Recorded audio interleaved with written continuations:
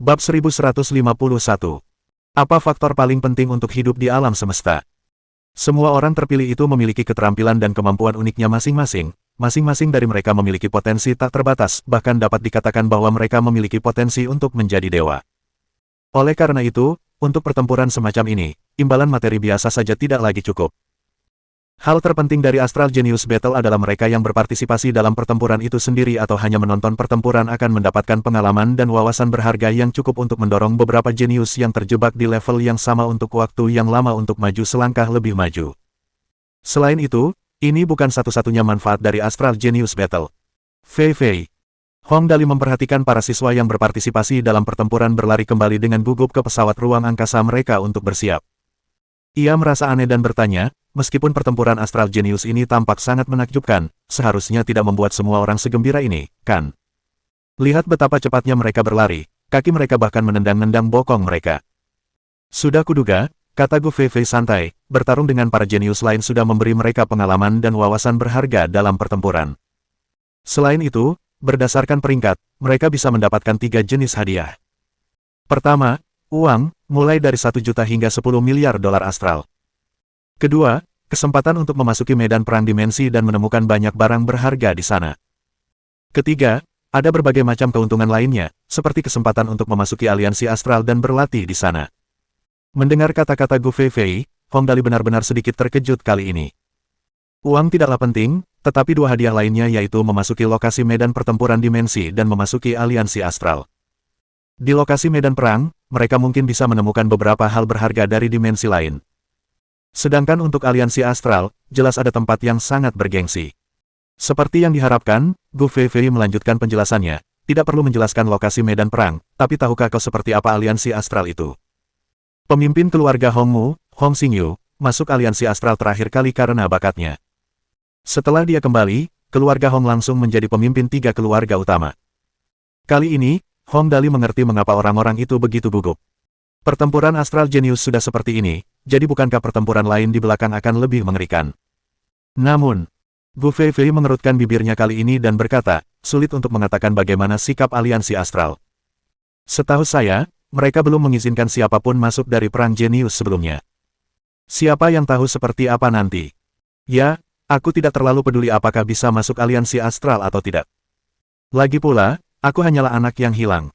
Tidak masalah. Lagi pula, aku juga tidak sedang bersiap untuk pergi ke sana. Hong Dali menyeringai dan bertanya, Fei, apa kau berencana untuk mendapatkan posisi di pertempuran? Aku juga sama sepertimu. Gu Fei terus mengamati harga saham. Karena kamu tidak perlu pergi, aku juga tidak perlu pergi. Sesuai dugaan. Tanda pilihan Tuhan milik Gu Fei jelas sama tipenya dengan milikku, yaitu sistem yang pelit. Namun, tepat pada titik ini, Raja Iblis dalam benaknya berkata, Dali, ngomong-ngomong, kau memang perlu berpartisipasi dalam perang ini, dan akan lebih baik jika kau bisa mendapatkan posisi. Hah? Situasi apa ini? Apakah ada gunanya aku bergabung? Hong Dali merasa aneh dan bertanya, hadiah dari pertarungan jenius tidak terlalu berarti bagiku. Raja Iblis berkata, hadiah lainnya tentu saja tidak berarti, yang penting adalah pergi ke medan perang dimensi. Tahukah kau tempat seperti apa itu? Ribuan miliar ras iblis mati di sana. Sederhananya, jika kau ingin membuat artefak iblis dan menghidupkanku kembali, atau mendapatkan barang berharga lainnya, kau harus pergi ke sana. Medan perang dimensi selalu menjadi tempat yang harus dikunjungi oleh orang-orang kuat untuk menjadi lebih kuat. Aku anak yang hilang, aku tidak ingin menjadi kuat. Hong Dali bergumam, tidak ada yang menyenangkan dalam hal itu. Ada hal-hal menarik di sana. Raja Iblis memang orang tua aneh yang telah hidup lebih dari 10.000 tahun, ia dengan mudah menggoda Hong Dali dengan kata-kata berikutnya. Tidakkah kau ingin menyia-nyiakannya? Pernahkah kau bayangkan jika kau bisa menemukan beberapa hal menarik di sana dan kemudian menggabungkannya? Misalnya, menggabungkan sihir dengan kultivasi, apa yang akan terjadi?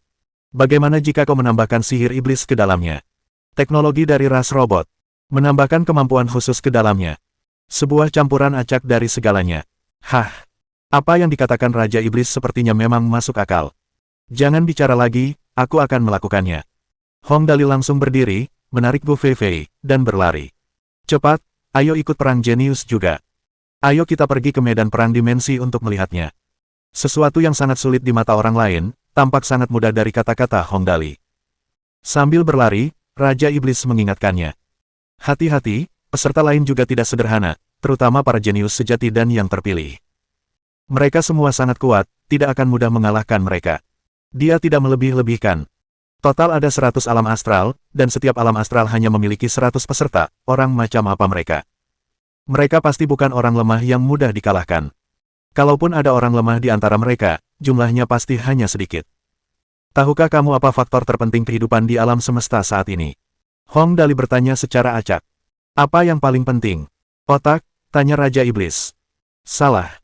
Hong Dali tersenyum penuh percaya diri dan berkata, yang terpenting adalah memiliki sekelompok antek yang bisa diandalkan. Raja Iblis. Setelah Vergos mengumumkan berita mengenai pertempuran jenius astral, semua orang kuat dari berbagai ras di Shenglong Astral pulang dan mengenakan helm holografik mereka. Mereka semua sangat bersemangat untuk memulai pertempuran. Meskipun mereka tidak bisa berpartisipasi dalam kompetisi, mereka tetap bisa menontonnya. Bagi mereka yang tidak berpartisipasi, aspek terpenting dari kompetisi adalah mendapatkan wawasan dari menyaksikan orang-orang hebat bertanding. Logikanya sama seperti menonton tim-tim kuat bertanding saat menonton bola basket untuk menyerap kekuatan mereka dan menutupi kelemahan kita sendiri. Berlatih sendiri tanpa belajar dari siapapun tidak akan berhasil. Rumah keluarga Bei. Bei Mingxuan mengenakan helmnya dan langsung memasuki dunia virtual. Rumah keluarga Su. Latihan Zhu Yunzu terhenti dan ia memasuki dunia virtual untuk bersiap menonton pertandingan. Keluarga Hong. Hong Xingyu sudah lama menunggu kompetisi dimulai. Keluarga Ye Wuyu bahkan telah memasuki dunia virtual sangat awal sebelumnya. Keluarga Liu. Keluarga Wang. Keluarga Hua. Semua pemimpin keluarga dan para jenius masing-masing memasuki dunia virtual untuk bersiap menyaksikan kompetisi. Semua keluarga di alam astral yang berbeda telah memasuki dunia virtual dan dipindahkan ke sini untuk menyaksikan kompetisi. Di pesawat ruang angkasa berbagai sekolah, para guru memberi instruksi kepada para siswanya tentang hal-hal yang harus diperhatikan untuk kompetisi. Semuanya, ingat, kalian mewakili kebanggaan alam astral kita. Kalian semua adalah jenius sejati alam astral kita untuk generasi ini. Para guru hampir mengatakan hal yang sama. Di atas 18 dan di bawah 25, kalian adalah yang terkuat di kelompok ini, kalian semua adalah siswa paling elit di alam astral kita. Tentu saja, hal yang sama berlaku untuk alam astral lainnya. Harapanku kali ini tidak tinggi, hanya untuk mendapatkan 10 besar. Pertarungan tim 10 besar. Hanya itu yang kuminta dari kalian. Untuk yang lebih tinggi lagi, aku tidak berharap untuk itu. Aku tahu itu terlalu sulit. Baik, guru, jawab semua murid serempak. Pesawat ruang angkasa tempat para siswa Teron Astral berada. Semuanya, ingat. Guru itu menatap murid-murid yang duduk di bawahnya. Sang terpilih, Kong, duduk di sampingnya. Guru itu menatap murid-murid dan berkata, Tuan terpilih adalah inti kalian. Ingat, pertarungan antar tim bukanlah pertarungan solo. Kalian belum punya hak untuk melakukan itu. Tujuan kita adalah mendapatkan posisi untuk pertarungan tim, 10 besar. Apa kalian semua mendengarku? Di Shenglong Astral Divine College. Dekan Vergos juga memberikan instruksi kepada para mahasiswanya. Kita berada di bawah tekanan yang sangat besar untuk pertempuran astral jenius kali ini. Vergos yang sekarang tidak lagi menunjukkan kebaikan hatinya seperti biasanya. Nada suaranya berat, dan tekanan yang luar biasa terpancar dari tubuhnya, kekuatannya membuat semua orang yang merasakannya menggigil. Dimengerti, jawab semua siswa serempak. Orang tua ini benar-benar menyembunyikan kekuatannya dengan baik. Hong Dali menatap dekan dan diam-diam berpikir. Orang-orang tua ini, tidak ada yang sederhana. Dilihat dari tekanan yang terpancar darinya, dia hampir sama kuatnya dengan kakek buyut. Vergos menjelaskan aturannya kepada mereka.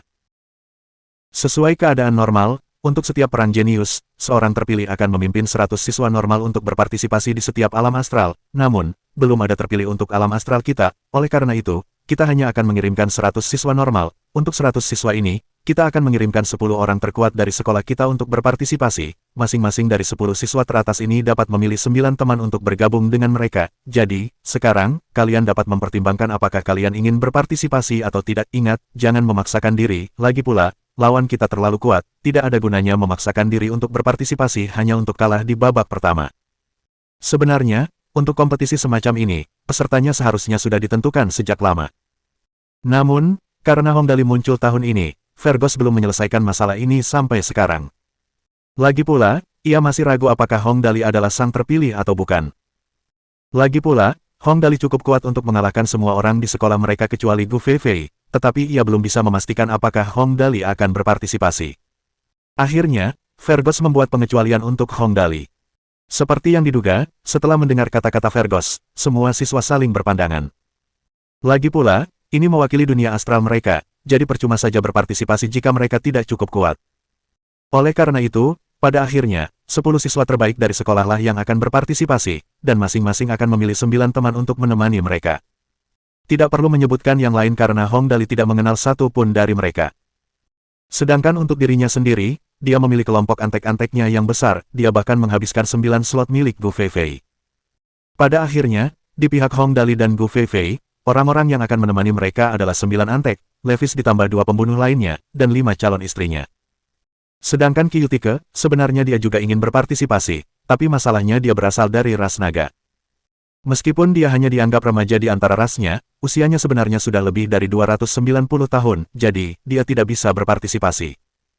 Setelah Hong Dali melaporkan siapa yang dibawanya, semua orang akhirnya menyadari bahwa dari kelompoknya yang berjumlah 20 orang, hanya ada 6 pria, dan sisanya adalah wanita cantik. Bab 1152. Dali menciptakan keajaiban. Uhuk, uhuk. Dali. Din Vergos tak kuasa lagi menonton dan berkata, ini Astral Genius Battle, bukan liburan di pantai. Apa kau tidak merasa terlalu banyak perempuan di kelompokmu? Terlalu banyak. Hong Dali melihat sekeliling kelompoknya dan berkata, aku masih merasa terlalu sedikit. Murid-murid lain langsung keberatan. Hong Dali, kami tahu kamu kuat, tapi bukankah kamu menganggap remeh masalah ini? Benar sekali, kebanyakan dari mereka wanita, apakah kalian masuk untuk jalan-jalan? Jangan libatkan kami. Kalau kami tidak bisa dapat posisi bagus gara-gara kamu, itu semua salahmu. Melihat ini, Gu Feifei mengepalkan tangannya dan berkata, kalian cukup lakukan tugas kalian sebagai pion dan itu sudah cukup. Jangan terima omong kosong begitu saja. Kalau tidak, jangan salahkan aku karena tidak menghormati kalian. Mendengar dia mengatakan hal ini, yang lain tidak berani berbicara lagi. Liang mengangkat alisnya ke arah Levis dan berkata dengan lembut, kakak Levis, sepertinya mereka tidak terlalu percaya pada kita. Kuharap kita bisa bertemu orang-orang yang bisa melawan. Levis mengangkat bahu acuh tak acuh dan berkata, karena ini di dunia virtual, aku bisa menggunakan kekuatanku sepenuhnya. Kalau tidak, aku masih akan khawatir jika ini di dunia nyata. Vergos menekan tangannya ke udara dan berkata, baiklah, semuanya, tenang. Karena Dali merasa tidak ada masalah, semuanya akan diputuskan saat itu juga. Kalian semua, bersiaplah. Aku akan bertemu kalian semua di dunia virtual 5 menit lagi. Oleh karena itu, semua orang kembali ke kamar masing-masing untuk bersiap. Kakak Dali. Saat Hong Dali sedang bersiap-siap di kamarnya, terdengar ketukan dari pintu dan suara Hua Xiangyu terdengar. Kudengar kau akan berpartisipasi dalam Astral Genius Battle, bagaimana persiapanmu? Boleh aku masuk? Aku hampir selesai. Hong Dali selesai berpakaian dan membuka pintu. Masuklah. Kakak Dali. Hah. Hua Xiangyu masuk, tetapi ketika melihat Hong Dali, ia langsung tercengang. Kakak Dali, kau akan memakai ini di kompetisi. Tak heran jika ia begitu terkejut, Hong Dali ini sama sekali tak mengenakan perlengkapan apapun, hanya pakaian biasa saja. Ia benar-benar meniru gaya Stephen Chow dalam film God of Gamblers, yakni berjas hitam dan celana panjang hitam, syal putih di lehernya, serta jas panjang hitam di bagian luar. Rambutnya disisir ke belakang hingga berkilau, seperti nyamuk yang bahkan akan mematahkan kakinya jika mencoba menginjak rambutnya, dan cerutu tergantung di mulutnya. Ia juga mengenakan sepatu kulit hitam. Penampilannya secara keseluruhan hanya bisa digambarkan dengan satu kata, keren. Lumayan, kan? Hong Dali cukup puas dengan dirinya sendiri. Aku sudah mempertimbangkannya cukup lama, dan aku masih merasa inilah yang paling cocok untuk identitasku. Setelah berkata demikian, ia berbalik dan beberapa kata putih besar terlihat di jas hujannya, Dali menciptakan keajaiban. Mulut Hua Xiangyu terbuka membentuk huruf O, matanya terbuka lebar, dan pada akhirnya, dia hanya bisa berkata dengan nada datar, masih baik-baik saja. Bagus. Hong Dali menjentikkan jarinya dan berkata, kalau begitu aku akan memakai ini. Kalau begitu, kakak Dali, semoga sukses. Hua Xiangyu tersenyum dan berjalan keluar seolah-olah sedang berjalan dalam tidur. Aku akan kembali sekarang. Oleh karena itu, ia memasuki dunia virtual seperti ini. Din Vergos sudah menunggu di dalam dunia virtual eksklusif milik Shenlong Star. Dunia virtual eksklusif adalah jenis keberadaan khusus di dunia virtual. Sederhananya, tempat ini mirip dengan ruang bawah tanah dalam game, hanya orang-orang dari bintang Shenlong yang bisa memasukinya. Orang luar tidak akan bisa masuk, apapun yang terjadi. Lagi pula, tidak semua orang memenuhi syarat untuk menonton Astral Genius Battle. Dengan sangat cepat, 10.000 orang berkumpul di sini. Ketika Hong Dali, Gu Feifei, dan para antek muncul, semua peserta ternganga lebar. Hong Dali ini benar-benar nakal, ya. Ini Astral Genius Battle. Dia akan memakainya di kompetisi. Namun, Hong Dali ini bahkan terus-menerus melambaikan tangannya kepada orang lain ketika dia berdiri di tengah kerumunan, menyebabkan semua orang ternganga karena terkejut. Uhuk, uhuk. Fergus hampir muntah darah karena marah dan terbatuk-batuk hebat. Setelah akhirnya menahan hasratnya untuk menghajar Hong Dali sampai babak belur, ia mengumumkan aturan mainnya dengan lantang. Baiklah, semuanya. Karena kalian semua sudah di sini, aku akan mengumumkan detailnya sekarang. Saat ini, total peserta kompetisi kali ini adalah 10.062. Jumlah ini merupakan salah satu yang tertinggi dalam beberapa ratus tahun terakhir, dan kami semua sangat antusias. Lagi pula, semakin banyak peserta, semakin kuat tim yang meraih kemenangan akhir. Dan untuk kompetisi kali ini, kami berjanji bahwa semuanya akan berlangsung dalam kondisi yang adil. Usia pesertanya antara 18 sampai 24 tahun, dan yang lebih tua dari itu pasti tidak akan bisa menyelundup, kalian semua bisa yakin akan hal ini. Perang jenius, apa yang bisa disebut jenius? Hanya mereka yang muda dan berbakat yang layak disebut jenius. Jika seseorang yang sudah berusia 40 tahun ke atas atau semacamnya diselundupkan, ini pasti tidak adil bagi siswa lain. Karena itu, mereka sangat ketat dalam memeriksa usia mereka. Fergus melanjutkan, untuk memastikan keadilan kompetisi ini, semua informasi Anda di sini akan sama dengan yang ada di dunia virtual. Oleh karena itu, Anda semua dapat memberikan yang terbaik untuk tim Anda. Perang jenius kali ini terbagi menjadi 2 tahap. Untuk tahap pertama, hanya 10 dari 100 tim yang akan bertahan. Untuk tahap kedua, dari 10 peserta tersisa akan dipilih 3 besar, kemudian akan diperebutkan untuk memperebutkan juara pertama, kedua, dan ketiga. Tim juara pertama akan mendapatkan hadiah 5 miliar dolar Astral. Juara kedua 2 miliar, dan juara ketiga 1 miliar. Sedangkan untuk juara keempat hingga ke-10, hadiahnya 100 juta. Juara ke-11 hingga ke-100 masing-masing akan mendapatkan hadiah 10 juta. Ini adalah hadiah untuk Astral Genius Battle. 5 miliar untuk juara pertama jelas bukan jumlah yang sedikit.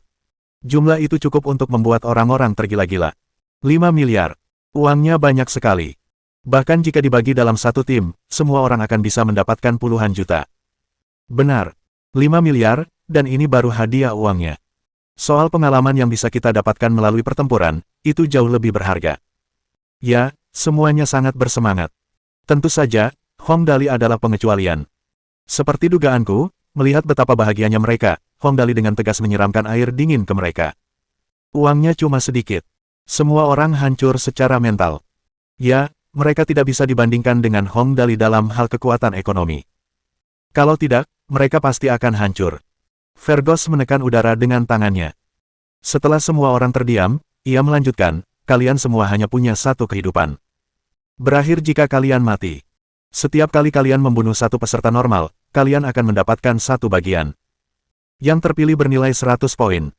Semakin banyak kalian membunuh, semakin banyak poin yang akan kalian dapatkan. Jika kalian terbunuh oleh orang lain, setengah poin kalian akan ditransfer ke orang yang membunuh kalian, setengahnya lagi akan dihapus. Tahap pertama akan berakhir ketika hanya tersisa 10 tim, kami akan menghitung peringkat Anda berdasarkan jumlah poin yang dimiliki setiap anggota tim. Setiap kali Astral Genius Battle digelar, para pesertanya pasti heboh semua. Begitu banyak orang bertarung di peta, saling membunuh, dan juga berhati-hati agar tidak terbunuh. Dalam kompetisi seperti itu, mereka semua harus selalu fokus. Dan karena sistem poin ini, tidak ada tim yang rela membiarkan anggota timnya yang paling lemah sekalipun mati. Karena itu berarti memberikan poin kepada orang lain. Perang jenius ini sungguh kejam. Hong Dali menyentuh hidungnya dan bergumam, ini akan menjadi pembantaian lagi. Hanya 10 tim yang tersisa dari 100 tim, Gu Feifei menjilat bibirnya dengan gembira dan berkata, kali ini, aku bisa membunuh sesuka hatiku. Mari kita lihat siapa yang cukup buta untuk datang mencari masalah denganku, hehe. Hanya 10 tim yang bisa bertahan, ini akan menyebabkan semua orang saling membunuh dengan brutal. Dunia akan menjadi penuh darah dan mayat. Itu pasti akan sangat gila. Kalian semua, perhatikan baik-baik. Para kepala keluarga telah membawa para jenius muda dari keluarga mereka ke sini untuk menyaksikan kompetisi. Ini kesempatan yang sangat langka, setiap pertarungan mereka akan memungkinkan kalian mendapatkan pengalaman berharga. Setiap menit papan peringkat akan memperbarui poin. Semakin tinggi peringkat mereka, semakin kuat mereka. Terutama para jenius muda dari bintang Shenglong kita. Jika ada di antara mereka yang berprestasi, kalian semua harus mengingat mereka agar tidak menyinggung mereka secara tidak perlu. Karena orang seperti itu kemungkinan besar akan menjadi tokoh berpengaruh di masa depan. Para guru dari berbagai alam astral juga memberikan ceramah kepada murid-murid mereka. Semuanya, tunjukkan potensi terbaik kalian.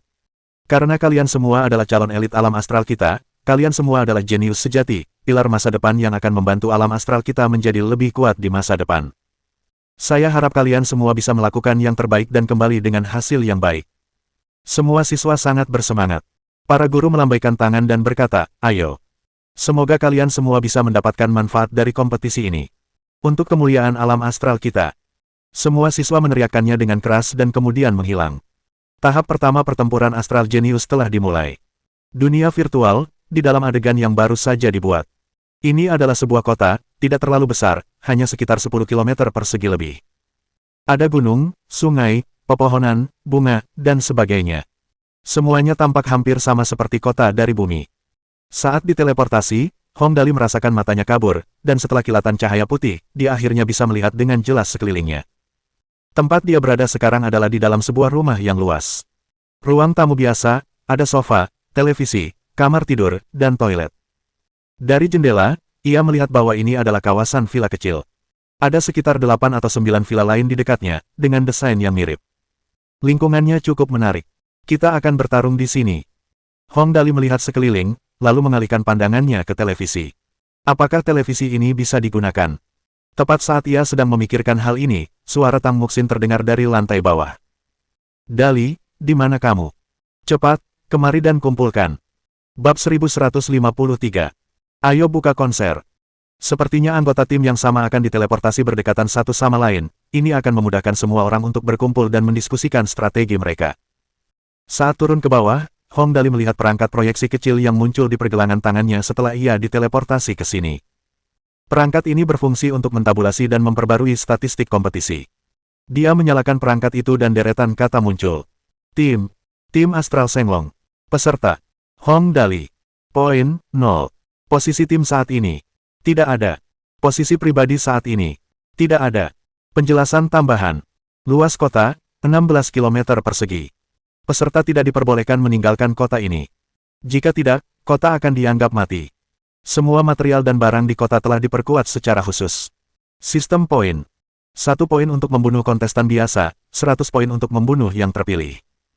Pada saat yang sama, Anda akan mendapatkan setengah dari poin orang yang terbunuh. Papan peringkat, saat ini tidak ada. Yap, sepertinya aturan ini cukup menarik. Hong Dali mengangguk puas. Setelah semua orang berkumpul, mari kita menonton televisi untuk mengisi waktu. Sedangkan untuk tim lain, biarkan mereka saling bunuh dulu. Lagi pula, kita tidak perlu terburu-buru. Villa yang ia tempati memiliki 5 lantai. Saat Hong Dali berjalan turun, 9 anteknya sudah turun, bagus sekali, total ada 10 orang yang dipindahkan ke villa ini. Hong Dali langsung mengerti. Pasti ada 9 villa lain di luar, semuanya dari sekolah yang sama dikirim ke sini dalam tim yang masing-masing beranggotakan 10 orang. Ya, ini bagus. Kalau tidak, suasana hatinya akan terpengaruh jika ia berada di villa yang sama dengan Bei Yuanxing. Tuan muda. Melihat Hong Dali, Li yang adalah orang pertama yang berlari menghampiri dan berkata, ya ampun, Tuan muda, Anda terlihat sangat memukau dengan pakaian ini. Hanya saja ini sesuai dengan identitas Anda. Hal-hal sepele seperti membunuh orang dan sebagainya bisa kami serahkan, hehe. Ling Xiaoyi dan yang lainnya tertawa terbahak-bahak mendengar ini. Hong Dali memukul lengannya dengan keras, lalu tersenyum dan berkata, jangan menjilatku. Apa kau yakin bisa mengalahkan kontestan lain? Jangan pukul aku nanti. Jangan khawatir, aku jamin itu tidak akan jadi masalah. Li yang terengah-engah dan berkata, serahkan saja padaku, haha. Setelah meninggalkan villa, mereka melihat tim-tim lain dari Divine College sudah berkumpul di sekitar Gu Feifei. Lagi pula, Gu Feifei adalah kakak perempuan di sekolah mereka. Ini bukan sekadar julukan iseng, ia mendapatkannya setelah menghajar semua lawannya. Dali, kau di sini. Melihat Hong Dali datang, Gu Feifei perlahan berjalan mendekat dan bertanya, kompetisi sudah dimulai, apa yang harus kita lakukan sekarang? Langsung pergi dan bunuh mereka semua atau lihat dulu bagaimana situasinya. Mendengar Gu Feifei bertanya seperti itu, Li Yang dan yang lainnya saling berpandangan. Itulah sebabnya mereka selalu mengatakan bahwa tuan muda mereka sungguh hebat, bahkan kakak perempuan ini pun meminta pendapatnya terlebih dahulu dalam situasi seperti ini. Apa yang harus kita lakukan? Apa perlu bertanya? Hong Dali melihat sekeliling. 100 orang itu ada di sana, bahkan rival lamanya, Bei Yuanxing. Tatapan Bei Yuanxing jelas tidak ramah saat menatap Hong Dali. Mengabaikan Bei Yuanxing, Hong Dali berkata, ketika saya keluar, saya perhatikan fasilitas di villa-villa itu lumayan. Ia mengendus, tersenyum, dan berkata, ayo kita kembali ke villa dan menonton televisi. Nonton televisi. Kembali ke villa dan menonton televisi dalam kompetisi yang begitu penting. Semua orang tercengang, dan Bei Yuanxing bahkan meraung. Hong Dali. Sialan ibumu, tahukah kau tempat apa ini? Ini medan perang untuk Astral Genius Battle. Kita mungkin bertemu musuh kapan saja, tapi kau malah menyuruh kami menonton televisi. Bahkan jika kau tidak ingin memenangkan kompetisi, kami semua ingin. Seharusnya kau tidak mengatakan itu. Hong Dali menatapnya dengan dingin dan berkata, biarkan aku mengantarmu pergi dulu. Setelah Hong Dali mengatakan ini, Blood Demon mengaktifkan kemampuannya dan tubuh Bei Yuanxing langsung tertusuk. Hong Dali, beraninya kau menyerangku. Di tempat ini, Bei Yuanxing menatap tubuhnya yang tertusuk, wajahnya penuh ketidakpercayaan. Aku dibunuh olehmu begitu saja. Seharusnya kau tidak memarahi ibuku. Hong Dali tersenyum dan berkata, karena itu, aku tidak punya pilihan selain mengutusmu keluar terlebih dahulu, kalau kau membuat masalah bagiku di sini. Pada saat yang sama, semua orang dalam kompetisi mendengar kata-kata ini dari perangkat mereka. Stuart membunuh rekan setimnya sendiri, poin dikurangi 10. Yap, mereka akhirnya tahu nama Blood Demon sekarang. Dia benar-benar membunuhnya. Bei Yuanxing ini sebenarnya dibunuh oleh Hong Dali ketika mereka baru saja memasuki kompetisi. Bei Yuanxing bahkan tidak punya kesempatan untuk bertarung dengan tim lain. Seketika semua orang tercengang.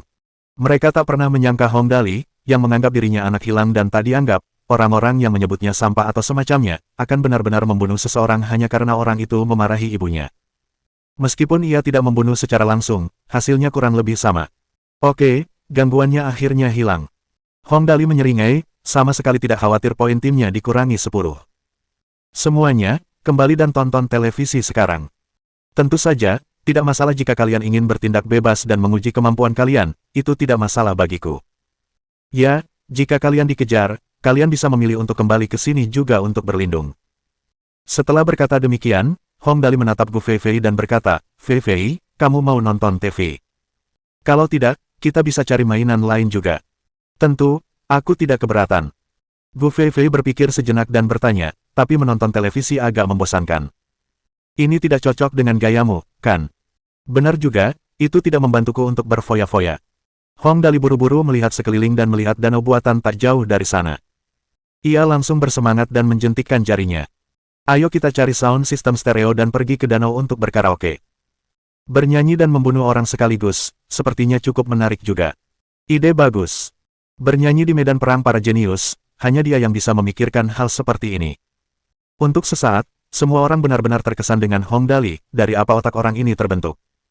Oleh karena itu, semua orang kembali ke villa dan mulai mengangkut barang. Seperti proyektor, peralatan karaoke, kursi, buah, dan sebagainya. Memiliki statistik tubuh yang tinggi membuat pekerjaan seperti itu sangat mudah, banyak barang disiapkan di dekat danau hanya dalam waktu singkat. Di luar kompetisi, berbagai kepala keluarga semuanya menyaksikan pertempuran dalam kompetisi dengan gugup. Pertempuran telah dimulai dan banyak perkelahian telah terjadi. Di kejauhan, atap sebuah bangunan hancur berkeping-keping dan beberapa sosok langsung terlempar keluar dan bertarung di udara. Seketika, suara orang berkelahi terdengar dari seluruh sudut kota. Bom, bom, bom, bom, bom, bom. Cepat, lihat, mereka sudah mulai berkelahi. Orang-orang di luar yang menonton semuanya memandang dengan mata berbinar. Orang-orang yang mulai bertarung sekarang kebanyakan adalah para expendable yang dikirim untuk memeriksa situasi. Ketika orang-orang dari tim yang berbeda bertemu, mereka secara alami akan mulai bertarung.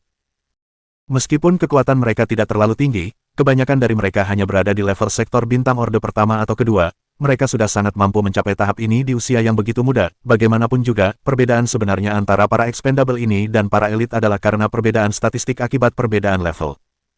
Namun, jika kita mengesampingkan statistik dan hanya melihat bakat tempur mereka, semua yang bisa berpartisipasi jelas bukan para pemula. Kalian semua, buka mata lebar-lebar. Para kepala suku mengingatkan anggota keluarga mereka. Aku tidak meminta kalian untuk memiliki bakat tempur yang sama dengan para jenius itu, tapi setidaknya amati dan lihat bagaimana mereka bertarung. Dimengerti, Ketua. Semua anggota keluarga mengangguk. Semua orang memperhatikan kompetisi dengan saksama. Tak lama kemudian, papan peringkat diperbarui untuk pertama kalinya, dan semua orang segera membuka perangkat mereka untuk memeriksa. Peringkat pribadi nomor 1, Feng Yu, poin 2, nomor 2, He Jiangxia, poin 2, nomor 3, Zhuo Qiuying, poin 2. Peringkat tim nomor 1, Alam Astral Ye Hua, poin 3. Nomor 2, Mao Xi, poin 3. Nomor 3, Alam Astral Jing Wu, poin 2. Lihatlah peringkat ini, para penonton mulai berdiskusi dengan penuh semangat dan terus membaca ke bawah. Namun, ketika mereka melihat tim di posisi terakhir, semua orang tercengang. Nomor 100, Shenlong Astral, poin, minus 10. Apa-apaan, mereka bukan cuma nggak punya poin mereka malah minus. Dan pas kompetisi baru mulai, mereka udah bunuh salah satu rekannya. Kali ini, mereka tidak dapat lagi menjaga ketenangannya dan mencari anggota dari Shenlong Star. Ketua, lihat, tim di distrik Villa, apa yang mereka lakukan? Seseorang dengan mata tajam memperhatikan betapa istimewanya Hong Dali dan timnya, lagi pula, semua orang sedang bertarung, tetapi mereka membawa kursi dan televisi, terlihat sangat aneh, sehingga penonton mau tidak mau tertarik pada mereka. Ini. Sang ketua melihat apa yang mereka lakukan dan juga bingung. Akhirnya, ia hanya bisa berkata, ini pasti strategi mereka. Aku yakin. Jika Hong Dali mendengar ini, apa yang akan dia pikirkan? Orang-orang dari 3 keluarga utama juga menyaksikan pertandingan. Hong Xingyu melihat tim dari Shenlong Astral dan merasa aneh dengan apa yang mereka lakukan, tetapi dengan sangat cepat, ia menyadari sesuatu, orang berjas hitam itu sepertinya adalah dalinya. Hei, Yueling. Hong Xingyu diam-diam bertanya pada Hua Yueling, si kecil berjas hitam itu, apakah itu dali kita? Bab 1154. Saatnya menyaksikan keajaiban. Kelihatannya memang dia. Hua Yueling mengamati sejenak dan tercengang. Gadis di sampingnya, apakah itu Gu Feifei? Apa yang mereka lakukan? Tidak yakin. Hong Xingyu menatap hingga matanya terbuka lebar. Anak ini, Dali, apakah dia sedang merencanakan semacam strategi? Ini. Hua Yueling berpikir sejenak, lalu bertanya pada Hua Xiangyu yang ada di sampingnya, Yuer, bagaimana menurutmu? Hua Xiangyu membuka lebar mata indahnya dan mengamati sejenak. Lalu, ia berkata dengan tegas, kalau tebakanku tidak salah, kakak Dali sepertinya sedang mengadakan konser. Menggelar konser. Di medan perang Astral Genius Battle. Hua Yueling dan Hong Xingyu sama-sama terdiam. Mereka menatap Hong Dali dan yang lainnya, mulut mereka gemetar, mereka benar-benar tidak tahu harus berkata apa sekarang. Hahaha, kawan. 3 keluarga utama duduk cukup berdekatan, dan yang lainnya juga menyadari pemandangan aneh ini. Bei Mingxuan menunjuk Hong Dali langsung dan tertawa terbahak-bahak, lalu berkata, Hong Dalimu benar-benar berani, dia benar-benar berencana membuka pesta di medan perang-perang Astral Genius. Hahaha, ini benar-benar memalukan. Kita lihat saja nanti apa yang akan dia lakukan ketika tim lain datang ke sini. Wajah Zhu Yunzu agak muram. Gara-gara tantangan pembatalan pernikahan, ia cukup tertekan selama ini. Kini setelah mendapat kesempatan langka untuk keluar dan bersantai, ia tak kuasa menahan tawa dan berkata, keluarga Hongmu sungguh malang memiliki Hong Dali ini di keluargamu. Itu pilihan kekasihku untuk melakukan apapun yang dia mau, siapa kalian yang bisa menolak? Hong Xingyu melirik mereka dengan jijik dan berkata, jangan khawatir, acaranya pasti akan sangat bagus untuk ditonton nanti, hehe. Tidak seorang pun bisa yakin apakah orang lain dalam kompetisi itu akan terlihat menarik. Namun dengan sangat cepat, mereka dapat mengetahui siapa yang tidak bagus untuk dilihat di luar kompetisi. Ayah. Bei Yuanxing muncul di tribun keluarga Bei, wajahnya memucat karena marah. Aku keluar dari kompetisi. Begitu cepat. Melihat Bei Yuanxing, Bei Mingxuan tampak linglung sejenak sebelum bertanya dengan cemas, bagaimana? Apa kau bertemu orang-orang berpengaruh? Kenapa kau keluar begitu cepat? Apa kau mendapatkan sesuatu? Zhu Yunzu juga mengingatkan dari samping. Mereka semua jenius di dalam, kalian akan belajar banyak dari pertarungan melawan mereka. Kemenangan bukanlah yang penting kalian harus mendapatkan sesuatu darinya. Ini akan sangat bermanfaat bagi kemajuan kalian di masa depan. Bahkan, ketika mereka melihat Bei Yuanxing, mereka merasa seperti orang tua yang menunggu anak mereka menyelesaikan ujian. Melihat anak mereka mengumpulkan soal ujian sebelum waktu habis, mereka tentu akan langsung bertanya bagaimana hasilnya, apakah soalnya sulit atau tidak, berapa nilai yang bisa ia dapatkan, dan sebagainya. Mereka sebenarnya hanya menunjukkan kepedulian mereka kepadanya karena mereka merasa Bei Yuanxing juga anak yang cukup berbakat.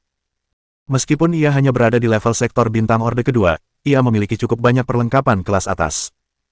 Bahkan jika ia bertemu dengan seorang jenius dari alam astral lain, ia seharusnya masih bisa melawan. Namun, tanpa diduga, wajah Bei Yuanxing berubah menjadi lebih pucat. Ia menatap Hong Xingyu dengan tajam, lalu berkata dengan sedih, aku tidak. Aku dibunuh oleh Antek Hongdali. Bukan hanya dia tidak bertarung dengan jenius lain dan malah terbunuh, tetapi yang paling tidak bisa ditoleransi adalah dia dibunuh oleh Antek Hongdali. Oleh seorang Antek. Ini seperti Bei Yuanxing pergi ujian dan keluar lebih dulu. Ketika semua orang mengira dia sudah selesai ujian dan keluar lebih dulu untuk ke toilet, mereka menyadari bahwa itu karena dia tidak membawa kartu ujian dan diusir. Situasi kacau macam apa ini? Ini kan Astral Genius Battle. Berusia antara 18 sampai 24 tahun. Bei Yuanxing sudah berusia 23 tahun ini. Artinya, ini satu-satunya kesempatannya untuk berpartisipasi. Hong Xingyu, aku akan membunuhmu. Bei Mingxuan melompat dengan marah. Bei Mingxuan adalah anak kesayangannya, dan biasanya ia sangat memanjakannya. Namun, sejak Hongdali datang, nasib buruk tak henti-hentinya menimpanya. Sebelumnya, ia pernah ditipu 20 miliar oleh Hongdali, ditampar wajahnya oleh Hongdali, lalu dipukuli oleh Hongdali di sekolah. Dan sekarang, kesempatan langka untuk berpartisipasi dalam Astral Genius Battle justru dirusak oleh Hongdali juga karena Antek Hongdali membunuhnya sebelum mereka mulai bertarung. Apa-apaan ini, dia pasti tidak bisa menoleransi ini. Hahaha, seperti yang kukatakan sebelumnya, pasang surut selalu berubah. Hong Xingyu tertawa dan berkata, bukankah kamu tadi sangat bangga dan bilang kalau kekasihku akan menjadi malang? Kamu benar sekali, memang malang. Tapi soal siapa yang malang, kita tidak bisa memastikannya, hahaha. Hong Xingyu sungguh gembira. Dia nggak manjain pacarnya cuma-cuma, begini caranya, hahaha. Keren banget. Hong Xingyu, jangan terlalu senang. Tunggu saja. Ini dunia virtual, Bei Mingxuan tahu bahwa bertarung di sini sia-sia dan tidak bisa menahan amarahnya. Ia menggertakkan giginya dengan kebencian dan menatap medan perang dengan mata berapi-api. Ia berkata, Hongdali, jangan biarkan aku melihatmu. Kalau tidak, aku akan membuatmu menyesal dilahirkan ke dunia ini. Jangan terlalu yakin siapa yang menyesal. Hong Xingyu mendengus dingin dan berkata, aku belum mati. Kalau kau ingin menyentuh kekasihku, kau harus melewatiku dulu. Siapa identitas Bei Mingxuan? Kepala keluarga Bei. Jika dia menyerang Hongdali sendiri, Hong Xingyu pasti tidak akan tinggal diam. Bukan hanya dia, nenek tua Hua Yueling ini pasti tidak akan tinggal diam. Hehe, Bei Mingxuan. Hua Yueling dengan tegas melemparkan bom ke arah mereka. Bei Sihui dari keluargamu, aduh, aku tidak tahu apa yang terjadi padanya, dia tiba-tiba menghilang. Sayang sekali, mati sebelum dia bisa meraih mimpinya, hahaha. Mendengar Hua Yueling menyebut Bei Sihui, Bei Mingxuan semakin marah dan berdiri, berniat menyerang sekarang. Kalian pasti yang membunuh Sihuiku. Masalah ini belum selesai. Sejujurnya, jika ini bukan dunia virtual, tantangan pembatalan pernikahan mungkin tidak perlu menunggu hingga 3 bulan lagi. Bei Mingxuan pasti akan menyerang Hong Xingyu sekarang juga. Mengenai hasilnya nanti, sulit untuk mengatakannya. Belum berakhir. Kau mau berpisah dengan siapa? Hua Yueling menatap Bei Mingxuan dengan dingin dan berkata dengan suara berat, untuk apa kau mengirim Bei Sihui ke planet bintang api? Jangan bilang hanya untuk melihat pemandangan. Salahkan saja pada kesialanmu karena telah menyinggung kekasihku. Sayang sekali, aku sudah menduga kau tidak akan melewatkan kesempatan bagus ini dan bahkan mengirim beberapa orang untuk melindunginya secara diam-diam. Alhasil, sebenarnya, penyebab kematian Bei Sihui tidak jelas, tetapi bisa dipastikan bahwa ia telah meninggal. Lagi pula, batu jiwa Bei Sihui ada di tangan Hongdali setelah itu, ini sudah bisa membuktikan segalanya. Namun, Hua Yueling menggunakan tipuan di sini. Ia tidak mengatakan bahwa Hongdali yang membunuhnya, dan juga tidak mengatakan bahwa ia yang membunuhnya. Sebaliknya, ia mengatakan bahwa Bei Sihui dibunuh oleh seseorang yang ia kirim. Bei Sihui sudah mati dan tidak bisa membantahnya, jadi wajar saja jika ia bisa mengatakannya sesuka hatinya.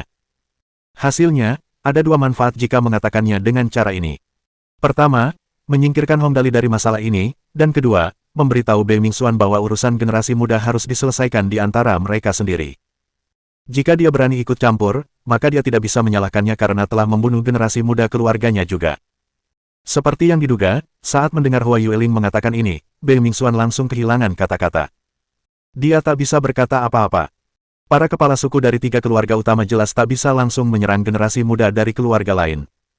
Lagi pula, perbedaan antara mereka dan anggota generasi muda biasa terlalu besar. Jika mereka mengabaikan identitas mereka dan langsung menyerang generasi muda, 3 keluarga utama tak perlu menunggu tantangan pembatalan pernikahan dan langsung runtuh. Semua keluarga tentu memiliki klasifikasi tingkatan yang berbeda. Jika pada akhirnya hanya kepala suku dan beberapa orang berpengaruh dari sebuah keluarga yang tersisa sementara sisanya telah tiada, keluarga ini sudah bisa dianggap punah.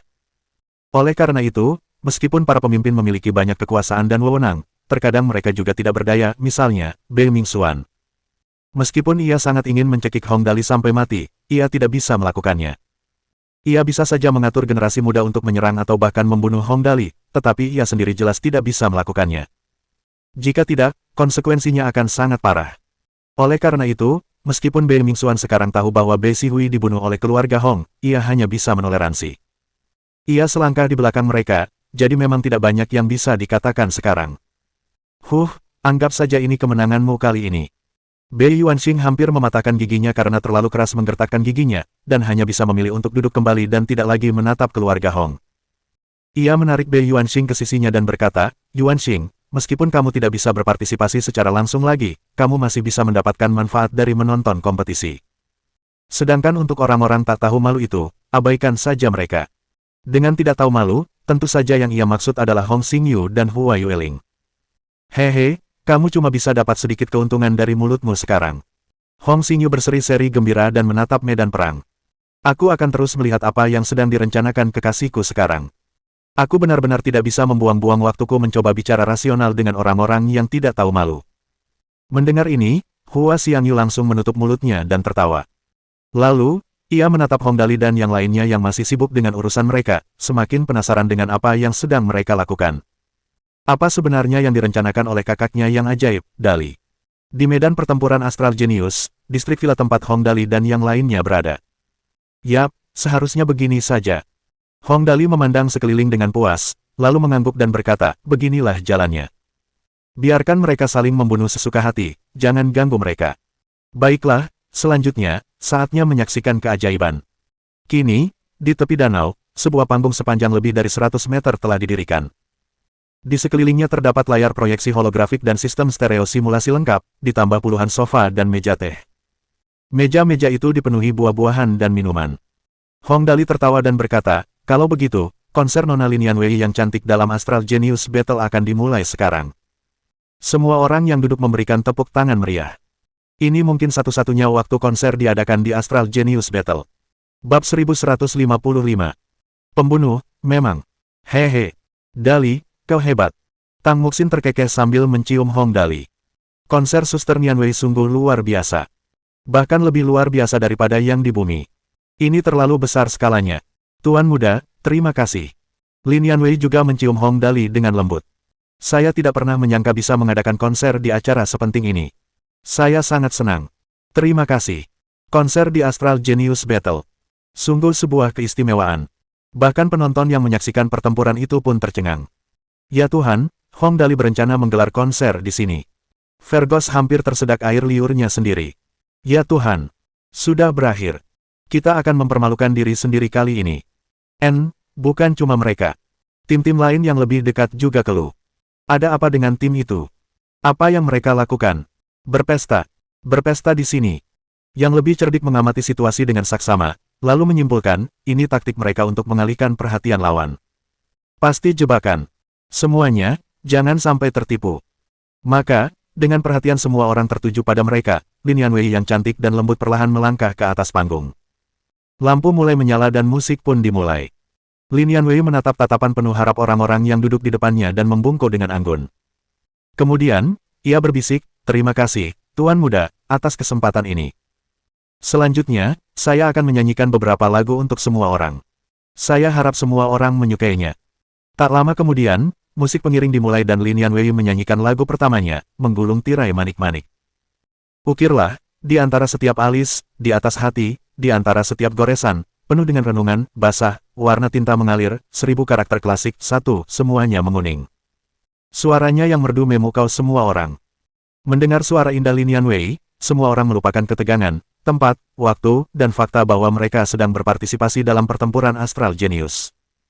Seolah-olah Lin Yanwei memang terlahir untuk bernyanyi. Saat ia berdiri di atas panggung, semua murid mendengarkan dengan saksama. Mereka semua terpukau dan larut dalam suaranya. Bravo! Kedengarannya bagus sekali. Hong Dali ini selalu mengejutkan orang lain, lagunya bagus sekali. Bayangan sungai di bawahnya menenangkan hati semua orang. Semua orang terbuai oleh lagu itu. Orang-orang yang berkelahi dan saling membunuh di luar terasa aneh, mereka benar-benar mengadakan konser di sini. Ritme macam apa ini? Penyergapan. Mengalihkan perhatian musuh. Atau apakah dia menyerah begitu saja karena tahu dirinya tidak kuat? Bagaimanapun juga, ini bukan alasan untuk menggelar konser, kan? Di sebuah gedung tak jauh dari area villa, Yu Muming, sang terpilih surga dari tim Alang Astral, memandang ke arah tim Hongdali. Ia mengerutkan kening dan berpikir sejenak, lalu perlahan berkata, pergilah ke sana dan lihat situasi sebenarnya. Ingat, jangan teralihkan oleh pertempuran. Target kita adalah masuk 3 besar. Semua orang sangat berharga. Kita tidak boleh terjebak dalam perangkap mereka. Lihat saja nanti, lalu kembali. Ya.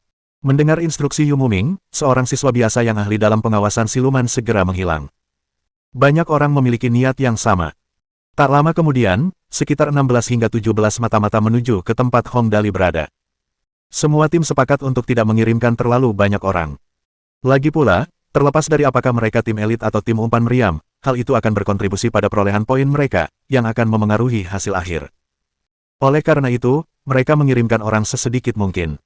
Jika mereka mengirimkan lebih banyak orang, dan mereka disergap, itu akan menjadi kerugian besar. Tuan muda, ada beberapa orang yang menuju ke arah kita. Sambil Lin Yanwei menyanyikan lagu-lagu favoritnya di dekat area villa, Ling Xiaoyi memperingatkan Hongdali dengan lembut. Totalnya ada 16 orang. Mereka semua pengintai yang sedang mencari tahu apa yang sedang kita lakukan. Kenapa lagi yang bilang pengguna kemampuan tipe pendukung sangat penting?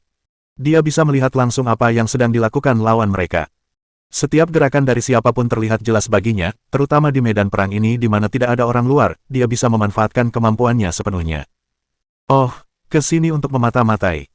Hongdali tersenyum, lalu menyentuh dagunya. Tidak ada yang bisa mereka lihat. Tapi kalau mereka kembali dan mengirim sekelompok besar orang ke sana, lalu mengganggu konser Suster Nianwei, itu tidak akan baik. Kekhawatiran Hongdali bukan tanpa alasan.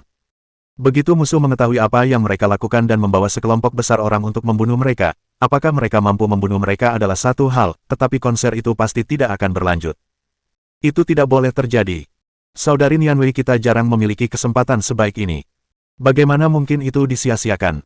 Tuan muda, aku pergi dulu. Saat itu, iblis darah bergabung dengan mereka. Aku kehilangan 10 poin saat membunuh Bei Yuanxing tadi. Ini kesempatan bagus untuk mendapatkannya kembali. Blood Demon pernah dihajar Bei Yuanxing di Divine Chol Lege sebelumnya. Meskipun ia berhasil membalas dendam hari ini, poinnya dikurangi. Oleh karena itu, wajar saja jika ia ingin mendapatkan kembali poinnya mengingat ada peluang bagus di depannya. Tentu. Hongdali berpikir sejenak, lalu setuju. Ingat, hati-hati. Tidak masalah, jawab Blood Demon lalu menghilang di antara kerumunan, dia memang seorang pembunuh. Lihat kemampuannya. Konser berlanjut. Pada saat yang sama, tim-tim besar juga mengirimkan pengintai untuk menyelidiki situasi. Dan Blood Demon memulai perburuannya. Menyelinap di antara semak-semak dan hutan, Blood Demon sangat terampil menggunakan berbagai macam perlindungan. Tak lama kemudian, ia melihat seorang pengintai datang. Pengintai itu mengenakan baju zirah lavender, jubah hitam, dan memegang belati tajam. Tentu saja, bagaimanapun juga, dia seorang profesional. Blood Demon hanya melihatnya dengan jelas ketika dia mendekatinya. Saat Blood Demon melihat pengintai itu juga melihatnya. Ia menyeringai gembira dan berkata, sepertinya ini hari keberuntunganku.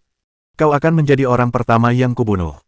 Sambil berbicara, ia berubah menjadi seberkas cahaya hitam dan melesat ke arah Blood Demon secepat kilat. Kemudian, ia melengkungkan belatinya dan membidik ke arah tenggorokan Blood Demon. Blood Demon mendengus, tetapi tidak bergerak. Pengintai itu tiba-tiba berhenti di tengah gerakannya. Cici. Paku-paku yang tak terhitung jumlahnya menembus tanah di titik pendaratan pengintai. Paku-paku itu sangat tajam dan setipis 1 mm. Ujung-ujungnya tidak bisa dihancurkan. Paku-paku itu menembus tubuh si pengintai. Ia tak percaya, dan mulutnya sedikit terbuka. Seberkas cahaya menyambar dan menghilang di langit. Kemudian, tubuh si pengintai berubah menjadi substansi virtual dan jatuh ke tanah. Ini adalah adegan simulasi yang khusus dibuat oleh dunia virtual untuk mensimulasikan kekejaman pertempuran. Ketika seseorang meninggal, ia akan kembali keluar untuk bangkit kembali, dan mayatnya menjadi bagian dari adegan di dalam medan perang. Masih terlalu lemah. Blood Demon menggelengkan kepalanya dan mencari tempat persembunyian. Kemudian, ia membuka alat pemantau pertempuran. Peserta: Stuart, Shenglong Astral. Poin saat ini, -9. Peringkat, 10.062. Haha. Masih yang terakhir. Blood Demon tersenyum acuh tak acuh. Baiklah, aku akan pelan-pelan saja. Ada begitu banyak pengintai, cukup untuk kubunuh. Pertarungan Astral Genius ini diikuti oleh 10.062 peserta. Blood Demon kehilangan 10 poin karena membunuh Bei Yuanxing. Setelah membunuh satu pengintai, poinnya turun menjadi -9, masih di posisi terakhir. Namun, ia tidak terburu-buru. Ada begitu banyak orang, masih banyak lagi yang harus dibunuh. Para kepala keluarga besar yang menyaksikan pertempuran dari atas semuanya tercengang saat melihat bagaimana Blood Demon menyelesaikan pertempuran itu dalam sekejap. Dari mana orang ini? Dia sangat kuat. Membunuh lawannya dalam hitungan detik, dan itu adalah pilihan surga. Apakah kemampuannya sudah terbangun? Mengerikan, terlalu mengerikan. Kemampuannya hanya untuk membunuh. Kita harus berhati-hati terhadap orang ini. Kuat sekali, pengintai itu pasti setidaknya setingkat sektor bintang orde kedua. Tak disangka dia terbunuh dalam hitungan detik. Pemuda itu punya potensi besar. Semua orang berspekulasi tentang asal-usul Blood Demon. Namun, mata semua anggota keluarga Hong berbinar. Hua Yueling berkata dengan penuh semangat, "Pak Tua, orang ini sepertinya antek kekasih kita. Aku tidak menyangka dia bisa berkembang secepat ini. Sungguh langka. Ya, memang luar biasa." Hong Xingyu mengangguk dan tersenyum. Lihatlah atribut kemampuannya. Kurasa dia seharusnya setingkat sektor bintang orde ketiga atau lebih tinggi, kebangkitan level 2. Anak ini, haha, memang berbakat. Mampu naik ke atas tingkat ketiga dalam waktu sesingkat itu dan menjadi kebangkitan tingkat 2, bakat Blood Demon sungguh mengesankan. Seperti yang kukatakan, Hua Yueling berseri-seri, sayang kecil kita tidak membawa mereka ke ruang eliksir untuk berpesta tanpa alasan. Lihat betapa pesat perkembangannya. Sayang kita sungguh beruntung. Bakat seperti itu langka. Benar. Saat kita kembali, bawa mereka ke ruang eliksir untuk meningkatkan atribut mereka. Hong Xingyu tersenyum. Kali ini, tak seorang pun akan berani bicara. Haha. Tidak mengherankan Hong Xingyu begitu bahagia. Ketika Blood Demon pertama kali tiba, ia hanya berada di level stellar, paling tinggi di level stellar orde ketiga atau keempat. Namun, tingkat pertumbuhannya mengejutkan semua orang. Dan ini terjadi pada masa ketika dia masuk ke Divine College. Setelah perjalanan ke ruang eliksir, ia telah melonjak dari level stellar orde ketiga atau keempat ke level sektor bintang orde keempat. Kemudian, ia berkonsentrasi pada pelatihan di akademi dan mencapai kekuatan kebangkitan level 2. Kemampuan Blood Demon telah mencapai titik yang mengerikan. Tidak berlebihan untuk mengatakan bahwa Blood Demon saat ini dapat sepenuhnya menindas Bei Yuanxing. Bab 1156. Sangat cerdas. Hong Dali, dasar brengsek. Di sisi lain, Bei Yuanxing dipenuhi rasa iri dan benci saat melihat mereka. Bahkan antek-anteknya pun begitu kuat. Aku tak akan menoleransi ini. Aku tak akan menoleransi ini. Tidak heran dia sangat membenci mereka. Bayangkan saja, bagaimanapun juga, dia adalah jenius nomor satu di antara generasi muda keluarga Bei. Dia adalah seorang jenius tingkat sektor bintang orde kedua, yang sebentar lagi akan menjadi jenius tingkat sektor bintang orde ketiga. Sebelum Hong Dali datang, dia adalah orang terkuat kedua di seluruh akademi. Dan sekarang, dia naik dari posisi kedua ke posisi yang entah di mana. Mungkin jumlahnya melebihi jumlah jari di dua tangan. Bagaimana dia bisa menerima itu? Namun, ia tak bisa berbuat apa-apa. Bawahan Hong Dali meningkat dengan kecepatan yang mengejutkan. Sudah berapa hari ini? Atribut bisa ditingkatkan dengan eliksir, tetapi kebangkitan kemampuan. Butuh 3 tahun baginya untuk membangkitkan kemampuan api hitamnya, dan itu pun masih belum sepenuhnya terbangun. Hal ini saja sudah cukup baginya untuk dipandang rendah oleh rekan-rekannya. Namun, dibandingkan dengan antek-antek Hong Dali kemungkinan besar akan menjadi musuh nomor satu kita di masa depan. Bei Mingxuan menatap Hong Dali yang sedang bersenang-senang. Ia tak punya pilihan selain menganggapnya serius. Lagi pula, terlepas dari kemampuan Hong Dali sendiri, antek-anteknya tumbuh pada tingkat yang mengkhawatirkan dan mereka harus waspada terhadap mereka. Memang. Zhu Yunzu mengangguk dan berkata, orang seperti itu sangat sulit ditemukan. Saran saya, jika Anda bisa membujuknya bergabung dengan tim Anda, lakukanlah dengan cara apapun. Tapi jika Anda tidak bisa membujuknya bergabung, bunuh saja dia. Hancurkan apa yang tak bisa diraih, terutama para jenius dari pihak musuh. Mereka harus ditanggapi dengan serius. Bei Mingxuan mengangguk tanpa terasa. Ya, aku harus mencoba saat kita kembali. Jika dia tidak bisa berguna bagiku, dia harus mati. Kalau tidak, berdasarkan tingkat pertumbuhannya, dia memang ancaman. Saat itu, tepat di atas lapangan kompetisi, Blood Demon menemukan sebuah kandang tersembunyi dan duduk. Paku-paku yang tak terhitung jumlahnya bersiaga dalam radius 100 meter di sekitarnya. Tidak ada yang bisa menghindari serangan paku-paku itu. Saat ini, 6 pengintai telah terbunuh. Blood Demon menatap perekamnya sambil tersenyum. Peserta, Stuart, Shenlong Astral. Poin saat ini, -4. Peringkat, 10.062. Lawan seperti ini memang agak lemah. Blood Demon menggelengkan kepalanya tak berdaya. Lagi pula, jumlah mereka terlalu sedikit. Akan sulit untuk mengejar dan menyamakan kedudukan. Kita tetap harus berhati-hati. Ada lawan yang lemah dan ada juga yang kuat. Mereka yang dikirim sebagai pengintai mungkin tidak terlalu kuat. Kurasa mereka kebanyakan lemah dalam bertahan, tetapi kuat dalam pengawasan.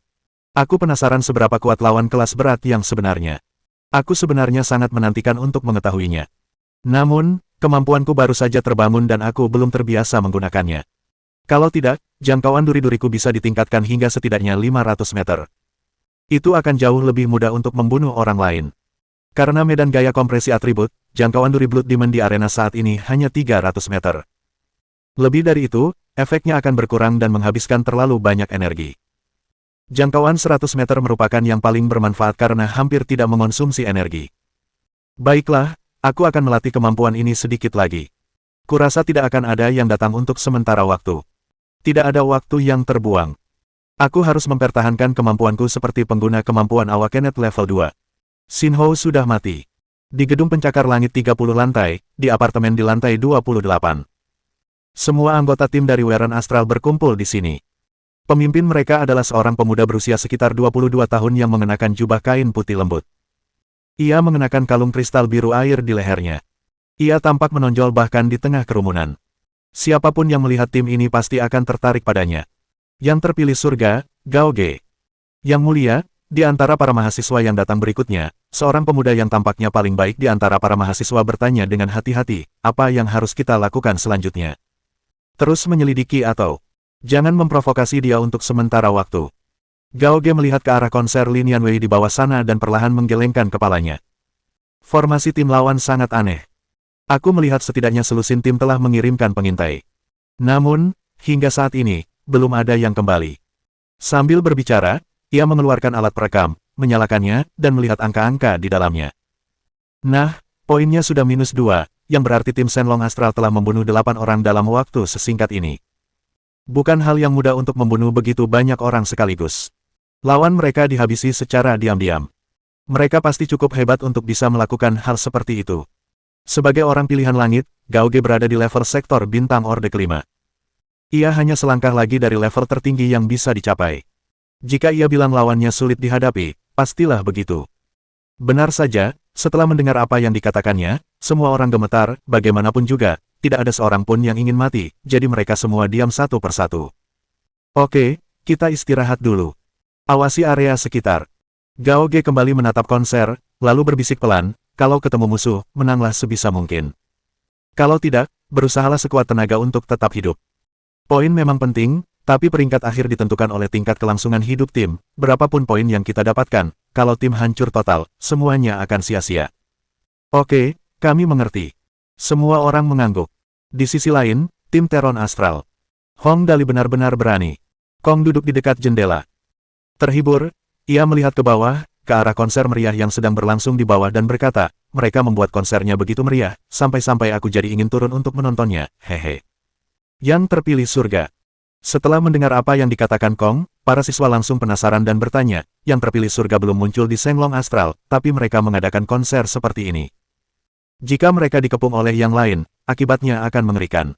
Jika mereka bertemu tim yang memiliki yang terpilih surga, mereka pasti akan kalah. Dia di pihak yang kalah. Kong mencibir. Sulit untuk mengatakan siapa yang dirugikan. Apa menurutmu Hong Dali idiot? Kau salah. Berdasarkan pengamatanku, Hong Dali bukan hanya bukan idiot, tapi dia juga cerdas, dan bahkan luar biasa cerdas. Apa kau melihat posisinya sekarang?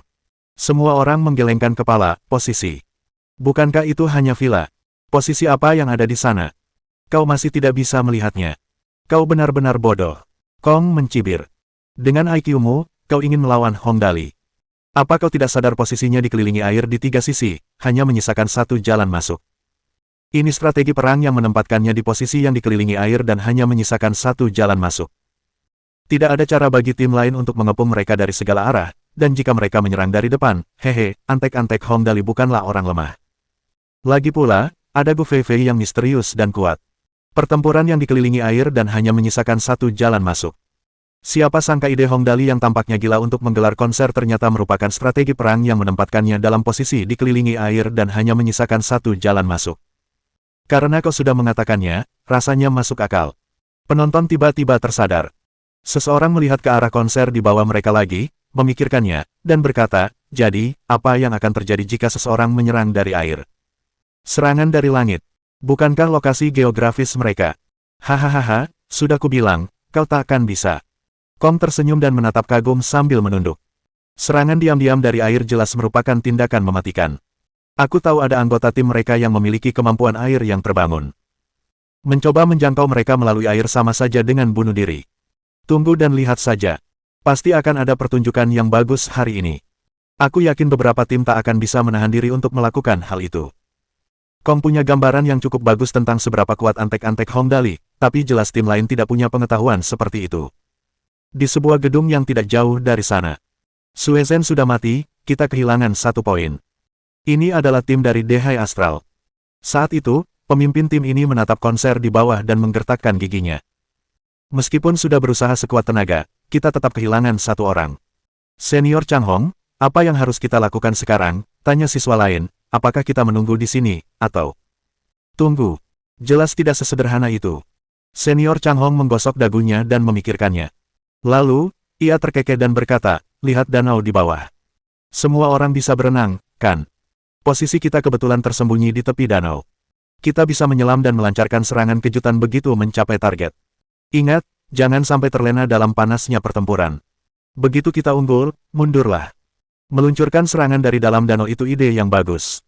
Lagi pula, semua anggota mereka setingkat sektor bintang. Hal itu tentu saja berlaku untuk semua tim lainnya juga. Semua orang terbiasa bertarung di darat, dan ada beberapa pengguna kemampuan yang bisa terbang. Namun, di bawah air jelas merupakan posisi serangan yang tak terduga. Terutama karena jangkauan penglihatan di dalam air tidak luas. Ada juga keuntungan untuk segera mundur setelah menyerang. Senior Chang Hong memang hebat.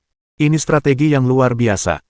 Semua orang mengangguk setuju dan mengapresiasi setelah mendengar apa yang dikatakannya. Jadi, semua orang mulai bersiap. Senior Chang Hong mulai membagi tugas. Semuanya, ingat, tim kita tidak punya pilihan surga, jadi harapan kita untuk masuk ke jajaran atas sangat kecil. Namun, tujuan saya adalah berusaha sebaik mungkin agar tidak berada di posisi terakhir. Itu akan memalukan. Baiklah, selanjutnya saya akan membagi tugas kepada semua orang. Mohon beritahu ketika nama kalian dipanggil. Kerumunan itu menjawab serempak. Oke. Bab 1157. Zaman es. Maka, Senior Chang Hong mulai memberikan instruksi khusus. Li Hui, kau pengguna kemampuan batu jiwa licin. Nanti, setelah kita masuk ke air, gunakan kemampuanmu pada semua orang. Dengan begitu, semua orang bisa bergerak bebas di dalam air dan tetap bergerak. Pemuda bernama Li Hui langsung mengangguk. Dimengerti. Batu jiwanya disebut batu jiwa licin. Batu ini membuat benda atau orang menjadi licin. Batu ini sangat efektif pada manusia karena membuat tubuh mereka halus dan licin, memungkinkan mereka bergerak bebas di dalam air seperti ikan. Kemampuan Li Hui memainkan peran penting dalam rencana Senior Chang Hong untuk menyerang Hong Dali dari air. Right. Senior Chang Hong melanjutkan perencanaannya. Kemampuanmu dapat menangkal batu jiwa es, menetralkan efeknya pada semua orang. Pertahankan posisimu di kelompok, berikan dukungan bila diperlukan. Zixue, kamu punya kemampuan untuk meningkatkan kecepatan semua orang. Ingat, ini digunakan untuk melindungi semua orang yang mundur. Usahakan untuk tidak muncul dari air dan menampakkan diri. Setelah pertempuran selesai, segera bawa tim kembali. Jangan ragu-ragu. Boyu, serangan instanmu adalah yang terkuat, jadi kau akan memimpin serangan. Luncurkan serangan diam-diam dari bawah air. Setelah kau membunuh beberapa musuh, segera kembali. Ingat, jangan sampai terjebak dalam panasnya pertempuran. Kiwei, kamu ikuti kelompok Boyu dan berikan perlindungan. Setelah semua orang diberi pengarahan, Senior Chang Hong mengamati mereka lama-lama dan berkata perlahan, baiklah. Kali ini kita akan mengirim 20 orang, misi kita adalah menjadi gerilyawan dan melakukan serangan mendadak, kita menyerang dengan cepat dan mundur setelah tujuan kita tercapai, jangan terlibat dalam pertempuran yang berkepanjangan, sisanya akan tetap di sini dan memberikan dukungan. Semua orang berteriak serempak. Dimengerti. Dan akhirnya, mereka mulai bergerak. Tak lama kemudian, setelah beberapa orang yang dipilih oleh Senior Chang Hong meninggalkan gedung, yang lainnya menemukan tempat tersembunyi untuk masuk ke dalam air. Berkat batu jiwa licin Li Hui, 20 orang ini dapat masuk ke dalam air tanpa terdeteksi. Bahkan tidak ada riak sedikit pun. 20 siswa dari Dehai Astral dengan cepat mendekati posisi Hong Dali dan yang lainnya. Tuan muda, sambil menonton konser, Ling Xiaoyi menghampiri Hong Dali sambil tersenyum dan berbisik, ada 20 orang di air yang sedang mendekati kita. Oh, dari air. Setelah mendengar ini, Hong Dali mabuk. Mereka benar-benar berani. Lalu, dia memanggil Tang Muxin. Xin Xin, kemarilah. Aku punya sesuatu yang bagus untukmu, hehe. Kau. Tang Muxin berjalan dengan malu-malu dan melihat sekeliling. Yah, tidak ada orang di sekitar. Apa si brengsek Dali itu sedang ingin meraba-raba saat tidak ada orang di sekitar, ya? Maka ia bertanya dengan malu-malu, tersipu, ada apa? Sebenarnya, Tang Muxin dipenuhi dengan antisipasi atas apa yang mungkin terjadi, tetapi langsung teralihkan ketika mendengar apa yang dikatakan Hong Dali. Ada orang di dalam air. Hong Dali menyeringai sambil memegang tangan Tang Muxin. Maukah kau mencoba kemampuanmu untuk melihat efeknya? Orang-orang di dalam air. Menyerang mereka secara diam-diam. Itu sama sekali tidak bisa ditoleransi. Tang Muxin berjalan ke tepi air tanpa sepatah kata pun. Ia berjongkok, mengulurkan tangan putih pucatnya, dan menyentuh air dengan satu jari. Kemudian, ia dengan lembut melantunkan nama skill barunya, Zaman Es. Kresek, kresek, kresek, kresek. Berawal dari jarinya, seluruh permukaan danau langsung memutih. Kabut dingin yang menusuk menyebar dan danau mulai membeku. Tanah bergetar dan kristal-kristal es putih perlahan muncul di udara. Batu jiwa es yang bangkit. Zaman es, ini adalah kemampuan batu jiwa es setelah dibangkitkan. Batu itu bisa membekukan semua yang ada di sekitar pengguna dengan cepat. Jurus Tang Muxin jauh lebih kuat daripada saat ia baru saja menyatu dengan batu jiwa es. Saat itu, batu jiwa es hanya mampu menciptakan suhu beberapa derajat di bawah titik beku, dan kekuatannya akan hilang di bawah sinar matahari. Kini setelah kemampuannya terbangun, situasinya benar-benar berbeda. Zaman esnya mencapai minus 240 derajat Celcius. Tak berlebihan jika dikatakan hampir semua hal akan membeku sepenuhnya dan menjadi tak berguna. Bahkan logam pun akan membeku dan hancur. Hal ini berlaku pada benda-benda yang terbuat dari logam, apalagi manusia biasa. Orang-orang ini kurang beruntung, jika mereka menantang mereka secara terbuka, Tang Muxin mungkin bisa mengalahkan 2 atau 3 dari mereka. Dia mungkin bisa bertahan melawan 4 atau 5 dari mereka. Jika ada 6 atau 7, dia mungkin tidak akan menang. Namun, mereka semua telah masuk ke dalam air. Batu jiwa es sangat mirip dengan batu jiwa air, dan keduanya saling terkait. Di dalam air, kemampuan batu jiwa es dapat dimanfaatkan sepenuhnya. Itu berarti tragedi bagi orang-orang ini, mereka semua langsung terbunuh oleh gerakan Tang Muxin. Wow, kemampuan yang mengerikan. Meskipun semua orang menikmati konser Lin Yanwei, ini adalah pertarungan antar jenius dari alam astral, dan semua orang tidak terlalu memikirkan ide Hong Dali untuk mengadakan konser. Dalam benak mereka, mereka pikir Hong Dali tahu bahwa meskipun ia ikut bertarung, ia tidak akan bisa berbuat banyak, jadi lebih baik ia bersenang-senang saja. Lagi pula, kekuatan seorang pilihan surga bukanlah lelucon. Tak satu pun dari mereka yang sederhana. Ketika mereka melihat apa yang mampu dilakukan Tang Muxin, semua orang tercengang. Dilihat dari seberapa kuat jurusnya, kemampuannya pasti sudah terbangun. Mereka ingat gadis itu adalah salah satu antek Hong Dali, atau katanya dia tunangan Hong Dali. Dulu, mereka agak tidak setuju. Lagi pula, Hong Dali adalah anggota keluarga kerajaan Senglong, dan menikahi gadis yang bukan anggota keluarga kerajaan adalah hal yang lebih rendah statusnya. Tapi sekarang, mereka melihat gadis itu mampu membangkitkan kemampuannya dalam waktu sesingkat itu. Dia pasti jenius luar biasa. Saudara Dali memang pantas menjadi saudara Dali. Kuat. Semua orang mengacungkan jempol ke arah Hong Dali. Sungguh kuat. Tunanganmu begitu kuat, ini sungguh tak terbayangkan. Ya, pantas saja saudara Dali begitu tenang. Pengguna kemampuan batu jiwa es yang terbangun tidak bisa dianggap enteng. Pada saat itu, semua siswa Senglong Astral dipenuhi kekaguman terhadap Hong Dali. Lihatlah dia, lalu lihatlah diri mereka sendiri. Tentu saja, mereka bukan satu-satunya yang terkejut. Ya Tuhan, gadis ini ternyata pengguna kemampuan batu jiwa es yang bangkit. Semua orang yang menyaksikan pertarungan di luar berdiri terkagum-kagum saat melihat gerakan Tang Muxin. Hanya mereka yang benar-benar kuat yang tahu arti menjadi pengguna kemampuan batu jiwa es yang terbangun. Pengguna kemampuan elemen yang terbangun semuanya sangat kuat, ini terlihat dari Bei Mingxuan dari keluarga Bei. Faktanya, memang demikian. Bei Mingxuan adalah pengguna kemampuan batu jiwa guntur ungu yang terbangun level 3. Gadis ini sangat kuat, jenius. Mereka yang mengerti semuanya terkesima. Dia sudah menjadi pengguna kemampuan batu jiwa es yang bangkit di usia semuda ini. Masa depannya akan cerah, ya, dia akan menjadi kekuatan yang harus diperhitungkan saat dewasa nanti. Akan lebih diperhitungkan lagi saat dia menjadi bangkit level 3. Semuanya bisa dihancurkan dari nol mutlak. Ya, dilihat dari jangkauannya sekarang, dia baru bangkit level 1. Tapi itu sudah sangat mengerikan. Hei, Pak Tua, sepertinya tunangan kekasih kecil kita sangat berbakat. Hua Yueling tersenyum lebar. Ia menyodok Hong Xingyu, yang berada di sebelahnya. Awalnya aku merasa dia tidak cocok untuk kekasih kecil kita. Sekarang, kurasa dia baik-baik saja, tidak buruk. Dia punya masa depan yang cerah. Benar sekali. Hong Xingyu tertawa begitu riang hingga janggutnya bergetar. Ia melirik Bei Mingxuan dan Zhu Yunzu dengan bangga, keduanya duduk di dekatnya, lalu berkata, itulah kekasih kecil kita, tak perlu dikatakan lagi. Tidak seperti beberapa orang. Aduh, mereka hanya punya anggota yang bakatnya biasa-biasa saja, tapi mereka begitu bangga. Bei Mingxuan dan Zhu Yunzu sangat marah hingga wajah mereka hampir cemberut.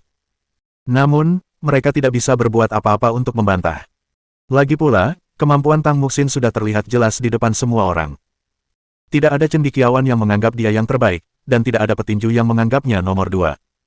Kalau tidak setuju, ayo kita lihat siapa yang lebih baik. Lihat, peringkat tim Shenglong Astral telah berubah. Saat itu, seseorang berteriak. Shenglong Astral sekarang berada di peringkat ke-14. Benarkah? Baru setelah itu semua orang memeriksa peringkat di alat perekam mereka. Mereka semua terkesiap setelah melihat peringkatnya. Tim Shenglong Astral, poin saat ini, 17. Peringkat keseluruhan, 14. Keren. Mereka naik ke posisi ke-14 dari posisi terakhir dengan usaha minimal. Saya rasa peringkat mereka akan terus naik. Ya, Astral Genius Battle tahun ini layak ditonton. Seperti yang kubilang, mereka berani mengadakan konser di sini. Mereka pasti sangat percaya diri. Kalau tidak, siapa yang akan melakukan hal seperti itu? Ya, memang begitu. Kira-kira mereka akan berada di posisi mana nanti? Kurasa kemungkinan besar mereka akan masuk 50 besar. 50 besar. Ya, kalau para pilihan surga bertarung satu sama lain dan mati, mereka punya peluang masuk 50 besar. Tapi aku tidak yakin mereka bisa naik lebih tinggi lagi. Semua orang membicarakan betapa kuatnya Tang Muxin. Di medan perang, ketua tim Changhong dari Dehai Astral menatap danau beku dengan tak percaya. Ia tak menyangka semua rencana pertempurannya akan menemui hal seperti ini. Terlepas dari bagaimana mereka mengetahui tentang orang-orangnya, satu orang pengguna kemampuan batu jiwa es yang terbangun ini saja sudah lebih dari sekadar tandingan bagi semua orang yang ia kirim. Ketika dia menyalakan alat perekam untuk memeriksa, dia tersentak kaget. Anggota tim yang tersisa, 79 orang. 20 orang yang dikirim telah hancur lebur. Dihabisi sepenuhnya oleh lawan hanya dengan satu gerakan. Mundur. Keringat dingin mengucur deras dari dahi ketua tim Changhong. Ia dengan tegas mengeluarkan perintah untuk mundur. Semuanya, cepat tinggalkan area ini. Cari kesempatan untuk menyerang tim lain.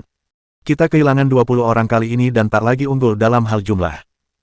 Jika kita bertemu dengan sang pilihan surga bersama timnya, kita akan musnah. Cepat pergi. Fakta bahwa Changhong diakui oleh timnya sebagai pemimpin tim berarti ia memiliki sejumlah keberanian dan dorongan tertentu. Melihat situasi yang tidak menguntungkan, ia memberikan perintah tegas untuk mundur. Lagi pula, mereka telah kehilangan 21 orang dan hanya tersisa 79 orang. Hampir semua tim lain masih memiliki lebih dari 90 orang. Ditambah lagi fakta bahwa mereka tidak memiliki sang pilihan surga sejak awal, mereka sudah berada dalam posisi yang kurang menguntungkan. Kesempatan terbaik mereka adalah menemukan tempat untuk bersembunyi dan tetap diam sampai tim lain mulai kehilangan anggota sebelum menemukan peluang untuk menyelinap menyerang mereka. Inilah satu-satunya cara untuk memaksimalkan keuntungan mereka. Namun, sangat disayangkan rencana mereka mudah diketahui orang lain. Bab 1158. Mangsa, Serigala, Pemburu. Di sebuah gedung tidak jauh dari tempat Hong Dali dan yang lainnya berada, di dalam tim pilihan surga Gaoge. Seperti yang kukatakan, karena mereka berani menggelar konser, mereka pasti percaya diri. Gaoge melihat data yang ditampilkan di alat perekam di pergelangan tangannya dan tertawa. Dia membunuh 20 orang sekaligus. Aku agak iri. Pada saat ini, seseorang bertanya, Tuan Gaoge, apa yang harus kita lakukan selanjutnya? Apa yang bisa kita lakukan? Gaoge tersenyum sambil menjentikkan jarinya. 20 orang tewas dalam tim, tetapi tidak ada tanda-tanda mereka akan membalas dendam. Seharusnya tidak ada lagi orang-orang pilihan surga. Sayang sekali kalau tidak makan sepotong daging sebesar itu. Saat dia selesai berbicara, semua orang mengangguk dengan penuh semangat. Tim tanpa orang pilihan surga. Lebih dari 20 orang tewas dalam satu pertempuran. Mereka pasti akan menyesal jika tidak memanfaatkan kesempatan ini. Semuanya, bersiap berangkat. Gao Ge segera membawa timnya dan melompat keluar jendela. Ayo kita panen kepala manusia. Hahaha. Oke, hahaha. Panen kali ini pasti akan melimpah. Semua orang mengikutinya dan melompat keluar jendela. Dalam sekejap, orang-orang yang melompat keluar jendela itu seperti pangsit yang dimasukkan ke dalam panci. Tingginya tidak seberapa bagi orang-orang ini yang setidaknya setingkat sektor bintang Orde kedua. Saat mereka turun, orang-orang mencoba mencari tahu lebih banyak tentang tim tersebut. Karena mereka menyerang dari air, mereka pasti tidak jauh dari danau. Begitu mereka mendarat, Gao Ge memimpin dan bergegas menuju gedung-gedung di tepi danau. Ia sangat cepat. Meskipun tampak lemah, ia memimpin. Di saat yang sama, ia berhati-hati untuk sedikit memperlambat lajunya agar menunggu timnya di belakang. Paham. Semuanya berpencar. Yang lain tentu saja mengerti maksud Gao Ge. Dalam sekejap, tim berpencar dan menyebar di tepi danau. Tentu saja, banyak tim lain juga berpikiran sama. Dalam waktu kurang dari 1 menit, setidaknya 5 tim menuju gedung-gedung di tepi danau. Kong bersama tim Teron Astral. Tuan Kong, sekarang ada 6 tim yang mencari mereka, ayo. Melihat sekelompok besar orang menyerbu ke arah danau, salah satu dari mereka menjadi cemas. Bagaimana kalau kita pergi melihatnya? Ini kesempatan yang bagus. Kalau kita tidak melakukan apa-apa, bukankah itu sia-sia? Apa yang dia katakan adalah apa yang dipikirkan semua orang. Semua orang mengangguk serempak. Haha, tidak perlu terburu-buru. Kong menggelengkan kepalanya dengan tegas. Kalian semua terlalu tidak sabaran. Coba pikirkan, hampir pasti tidak ada lagi orang pilihan surga di tim itu. Dan jumlah orang yang tersisa kurang dari 80 orang. Siapa yang tidak akan mengejar mereka? Masalahnya, itu hanya sepotong kecil daging, tapi ada begitu banyak orang yang mengejarnya. Setelah mangsanya habis, apa yang akan dilakukan para serigala itu? Apa yang akan dilakukan serigala ketika mangsanya sudah pergi? Jika dijelaskan seperti ini, saat itu, akan terjadi pertempuran sengit. Beberapa orang yang cerdas segera mengerti. Ya, mangsanya memang terbatas. Setelah habis, para serigala pasti akan saling bertarung. Ya, benar. Kong tersenyum sambil mengangguk. Yang perlu kita lakukan sekarang adalah menikmati pertunjukannya. Setelah mereka hampir selesai bertarung, kita akan pergi untuk mengambil kepala mereka. Ingat, meskipun pertarungan jenius ini berbasis poin, hanya mereka yang bertahan yang bisa menjadi pemenang. Apa keuntungan dan kerugian sesaat? Lihat Hong Dali, setelah dia menunjukkan satu gerakan pasif, dia hanya bersenang-senang dengan santai. Keren sekali. Mendengar itu, semua orang menatap ke arah Hong Dali. Kali ini, mereka semua dipenuhi kekaguman, lihat dia, duduk dan makan dengan santai. Sungguh menyenangkan. Tepat saat Kong dan timnya memainkan peran serigala dengan nyaman, tim sang pilihan surga Gao Ge menemukan lokasi tim Dehai Astral. Haha, aku tahu kau akan kabur. Gao Ge berdiri di depan ketua tim Chang Hong dan yang lainnya sambil tersenyum. Sayang sekali. Kau selangkah lebih lambat. Tempat yang ia kunjungi adalah kawasan perumahan. Indah dengan halaman rumput yang lembut. Namun, suasana di sana sangat menyesakkan. Ada 6 orang yang berdiri di depan Gao Ge, termasuk Chang Hong. Kau masih menemukan kami. Begitu ketua tim Chang Hong melihat Gao Ge, matanya terpaku dan tangannya mengepal erat. Ini karena dia ingat pernah melihat orang ini sebelumnya. Dia adalah salah satu dari 62 orang pilihan surga, Gao Ge. Sejujurnya, rencanamu lumayan. Gao Ge berkata dengan lugas, Seran diam-diam di bawah air dan lari segera setelah selesai. Setelah rencana gagal, kau memilih bersembunyi. Rencanamu cukup bagus. Sayang sekali kau terlalu lemah. Sungguh disayangkan. Gao Ge sangat jujur. Dari sudut pandang taktis, rencana ketua tim Chang Hong sebenarnya tidak terlalu banyak kesalahan. Sayangnya, mereka sangat tidak beruntung. Tidak ada pilihan lain. Siapa sangka tim Astral Shenglong yang tampaknya tidak berbahaya ternyata memiliki pengguna kemampuan batu jiwa es yang terbangun. Kau terlalu memujiku, jawab ketua tim Chang Hong datar, lalu tiba-tiba berteriak. Serang. Dalam sekejap, serangan psikologis tak kasat mata langsung menembus pikiran Gao Ge. Mampu berpartisipasi dalam Astral Genius Battle, ketua tim Chang Hong tentu saja bukan hanya untuk pamer. Kemampuan terbesarnya adalah ia mampu mengganggu kondisi psikologis lawan. Sehebat apapun seseorang, tubuh bergantung pada otak. Sekali otak seseorang terganggu, pada level mereka, gangguan 1 atau 2 detik saja sudah cukup untuk mengalahkan lawan. Suatu ketika, ketua tim Chang Hong berkata bahwa kelima orang lainnya secara alami juga menyerang. 6 orang di antara mereka mengangkat senjata dan menghampiri Gao Ge secepat kilat. Tak berlebihan jika dikatakan bahwa jika Gao Ge sedikit saja ceroboh, ia pasti sudah kehilangan nyawanya. Sayang sekali. Bagaimanapun, Gao Ge adalah seorang pilihan surga. Kemampuan seorang pilihan surga tak terbayangkan oleh siapapun. Pagoda warna-warni. Gao Ge tersenyum tipis, dan sebuah pagoda tembus pandang berwarna-warni setinggi 10 meter muncul di tubuhnya, menyelimuti seluruh tubuhnya. Bum bum bum. Suara ledakan berulang kali terdengar. Ketua tim Chang Hong dan 5 orang lainnya menyerang pagoda berwarna-warni itu. Setelah guncangan singkat, ketua tim Chang Hong dan 5 orang lainnya terlempar oleh kekuatan anti-seismik besar yang dihasilkan oleh pagoda berwarna-warni itu, meninggalkan serangkaian tetesan darah merah terang di udara. Sangat kuat, sungguh kuat. Ekspresi mereka berubah. Bahkan dengan usaha gabungan mereka, pertahanan Gao Ge tidak dapat ditembus. Para kepala keluarga besar yang menyaksikan semuanya tercengang. Mereka berseru, benar-benar pilihan langit. Hanya gerakan acak saja sudah menghasilkan efek yang begitu dahsyat. Pertahanan pagoda warna-warni itu sungguh mengerikan. Dia menghadapi serangan gabungan mereka, tetapi tidak bergerak sama sekali. Luar biasa, sungguh luar biasa. Aku tidak menyangka sebelumnya. Sekarang tampaknya pilihan langit ini cukup kuat.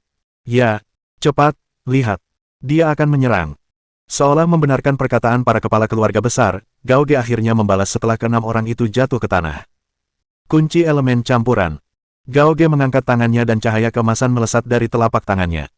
Cahaya itu seperti rantai, tetapi dalam sekejap mata, cahaya itu menembus ketua tim Chang Hong dan 5 orang lainnya. Bang bang bang bang.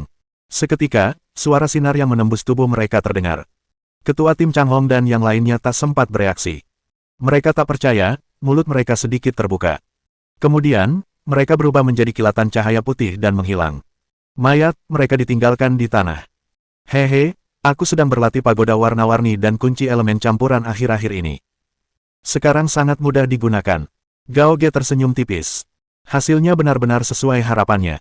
Sebagai seorang pilihan surga, pertempuran-pertempuran sebelumnya terjadi di ruang pribadinya sendiri melawan para veteran di dimensi kultivasi. Awalnya, pertempuran-pertempurannya sangat berbahaya. Seiring dengan peningkatan kedua kemampuannya, pertempuran-pertempuran itu menjadi lebih mudah. Pagoda warna-warni untuk pertahanan, kunci elemen campuran untuk serangan. Satu skill bertahan dan satu skill menyerang, sempurna. Ketika dia datang ke sini dan bertarung melawan para jenius biasa ini, dia begitu santai seperti orang kuat yang mampu mengangkat beban seberat 1000 pon seperti mengangkat jerami. Rasanya begitu mudah. Poin. Gao Ge melihat alat perekam di pergelangan tangannya. Angkanya telah berubah, tim yang berpartisipasi. Tim Astral Weiying. Poin saat ini, 12. Peringkat, 57. Lumayan, sepertinya semua orang juga panen. Haha. Gao Ge cukup puas dengan hasilnya. Pertarungan Astral Genius akan berlangsung selama berhari-hari. Awalnya, semua orang lebih terkendali. Mereka lebih banyak memata-matai satu sama lain. Lagi pula, mereka belum mengenal kekuatan masing-masing. Mereka harus menyusun strategi, merencanakan, dan berusaha keras untuk mendapatkan keuntungan terbesar bagi tim mereka. Nanti, setelah mereka selesai menyelidiki, tibalah saatnya mereka bertempur. Pembantaian akan berlangsung sengit dan mengerikan hingga tersisa sekitar 10 tim. Pada saat itu, poin semua orang seharusnya relatif tinggi. Setelah yang tersisa terbunuh, poinnya akan sangat bermanfaat. Lebih baik membunuh 1 daripada 10. Terutama bagi para pilihan surga, yang mungkin memiliki banyak poin. Ketahui kapan harus berhenti. Gao Ge berpikir sejenak, lalu tersenyum dan berkata, sudah waktunya bagi semua orang untuk mundur. Berpikir sampai di titik ini, Gao Ge segera memanggil murid-murid timnya untuk mundur. Tanpa diduga, saat hendak menghubungi semua orang, ia mendengar suara anggota timnya dari komunikator. Tuan Gao Ge, kabar buruk. Kita telah diserang oleh tim lain. Bab 1159. Rhapsody Hong Dali. Apa? Mendengar laporan dari anggota timnya, Gao Ge terkejut dan geram. Katakan padaku, mereka dari astral mana? Alan Astral Realm, dipimpin oleh orang pilihan surga Yu Muming, teriak anggota tim di ujung lain komunikator. Jadi itu dia. Mendengar itu, Gao Ge berteriak, semuanya, cepat berkumpul di sini. Jangan terus berkelahi. Dimengerti. Anggota timnya segera memutus komunikasi. Dasar Muming, beraninya kau menyelinap menyerang dari belakang, kau punya nyali. Semua orang pilihan surga adalah musuh. Sekalipun mereka saling menyapa dengan ramah ketika bertemu dalam keadaan normal, mereka semua tahu akan ada pertempuran satu sama lain di masa depan. Di balik penampilan mereka yang tampak tenang, tersembunyi pertempuran yang sangat sengit. Semua orang pilihan surga dari berbagai alam astral diam-diam saling mengamati. Tentu saja, karena mereka adalah orang pilihan surga, tanda pribadi mereka sebagai orang pilihan surga adalah rahasia dan cadangan terbesar mereka. Itu tidak boleh diungkapkan. Namun, mereka semua tahu kira-kira seberapa kuat lawan mereka. Menurut catatan pertempuran sebelumnya, Yu Muming dari alang astral kemungkinan besar memiliki tanda orang pilihan surga tipe pendekar pedang. Itu akan membuatnya sangat ofensif. Jika Yu Muming menyerang langsung, tim kami akan kesulitan mengatasinya. Berpikir sampai di titik ini, Gao Ge bergegas menuju lokasi anggota tim yang diserang. Di tempat lain, Hong Dali dan yang lainnya sedang duduk di tepi danau. Hong Dali mengenakan jaket anti angin, menyilangkan kaki, mengagumi pemandangan salju yang diciptakan Tang Muxin. Ia menyesap minumannya dan menyaksikan pertempuran sengit yang terjadi di medan perang di kejauhan. Kepuasan. Orang-orang ini benar-benar rela bertarung sampai mati. Hong Dali memperhatikan dengan penuh semangat. Tapi anehnya, kenapa tidak ada yang berani datang kepada kita? Apanya yang aneh? Tang Muxin mendengus. Aku hanya menunjukkan sedikit kekuatanku. Kita banyak sekali di sini. Kalau mereka datang, mereka pasti kewalahan. Semut saja bisa menumbangkan gajah. Siapa yang berani datang ke sini? Masuk akal. Mata Hong Dali melebar saat ia melihat orang-orang di kejauhan yang tidak berani mendekati mereka. Akhirnya, ia mengangguk tegas.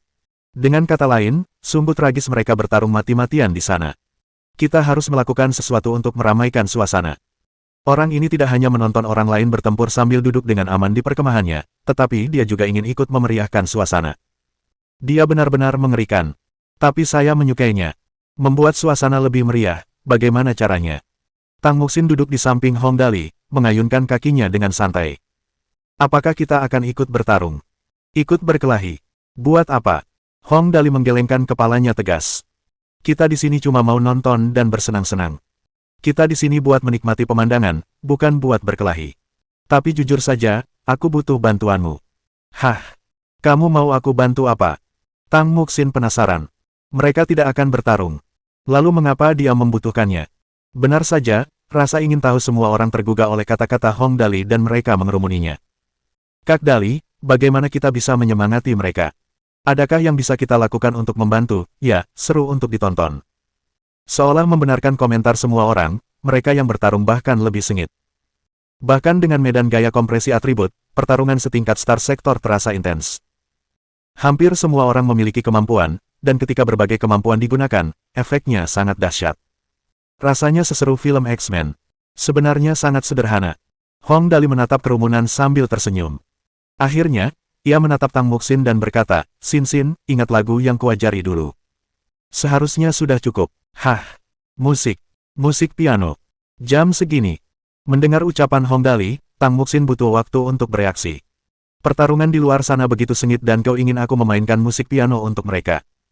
Ini agak, tidak pantas, iya. Yang lain lagi berjuang antara hidup dan mati, dan kamu mau aku memainkan lagu untuk mereka.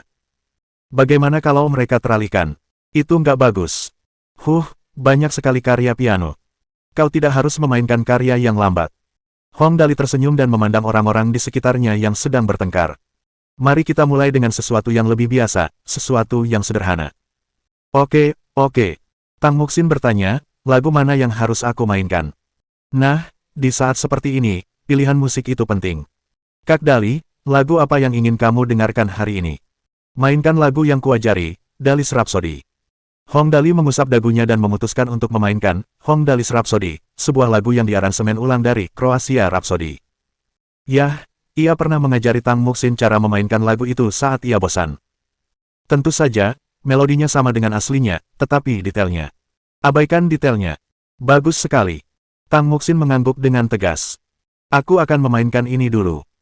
Jadi, ketika Lin Yanwei selesai menyanyikan Wamp di atas panggung, semua orang mulai bersiap-siap, ada yang memindahkan piano, ada yang pergi menyiapkan akustik, dan ada yang menyiapkan sound system.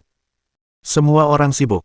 Di luar, mata Hong Xingyu dan yang lainnya tertuju pada orang-orang Hong Dali. Hong Xingyu penasaran. Apa yang sedang dilakukan Dali? Apakah mereka akan bermain piano? Hua Yueling juga agak bingung. Ya, pertempuran di luar sana sangat sengit.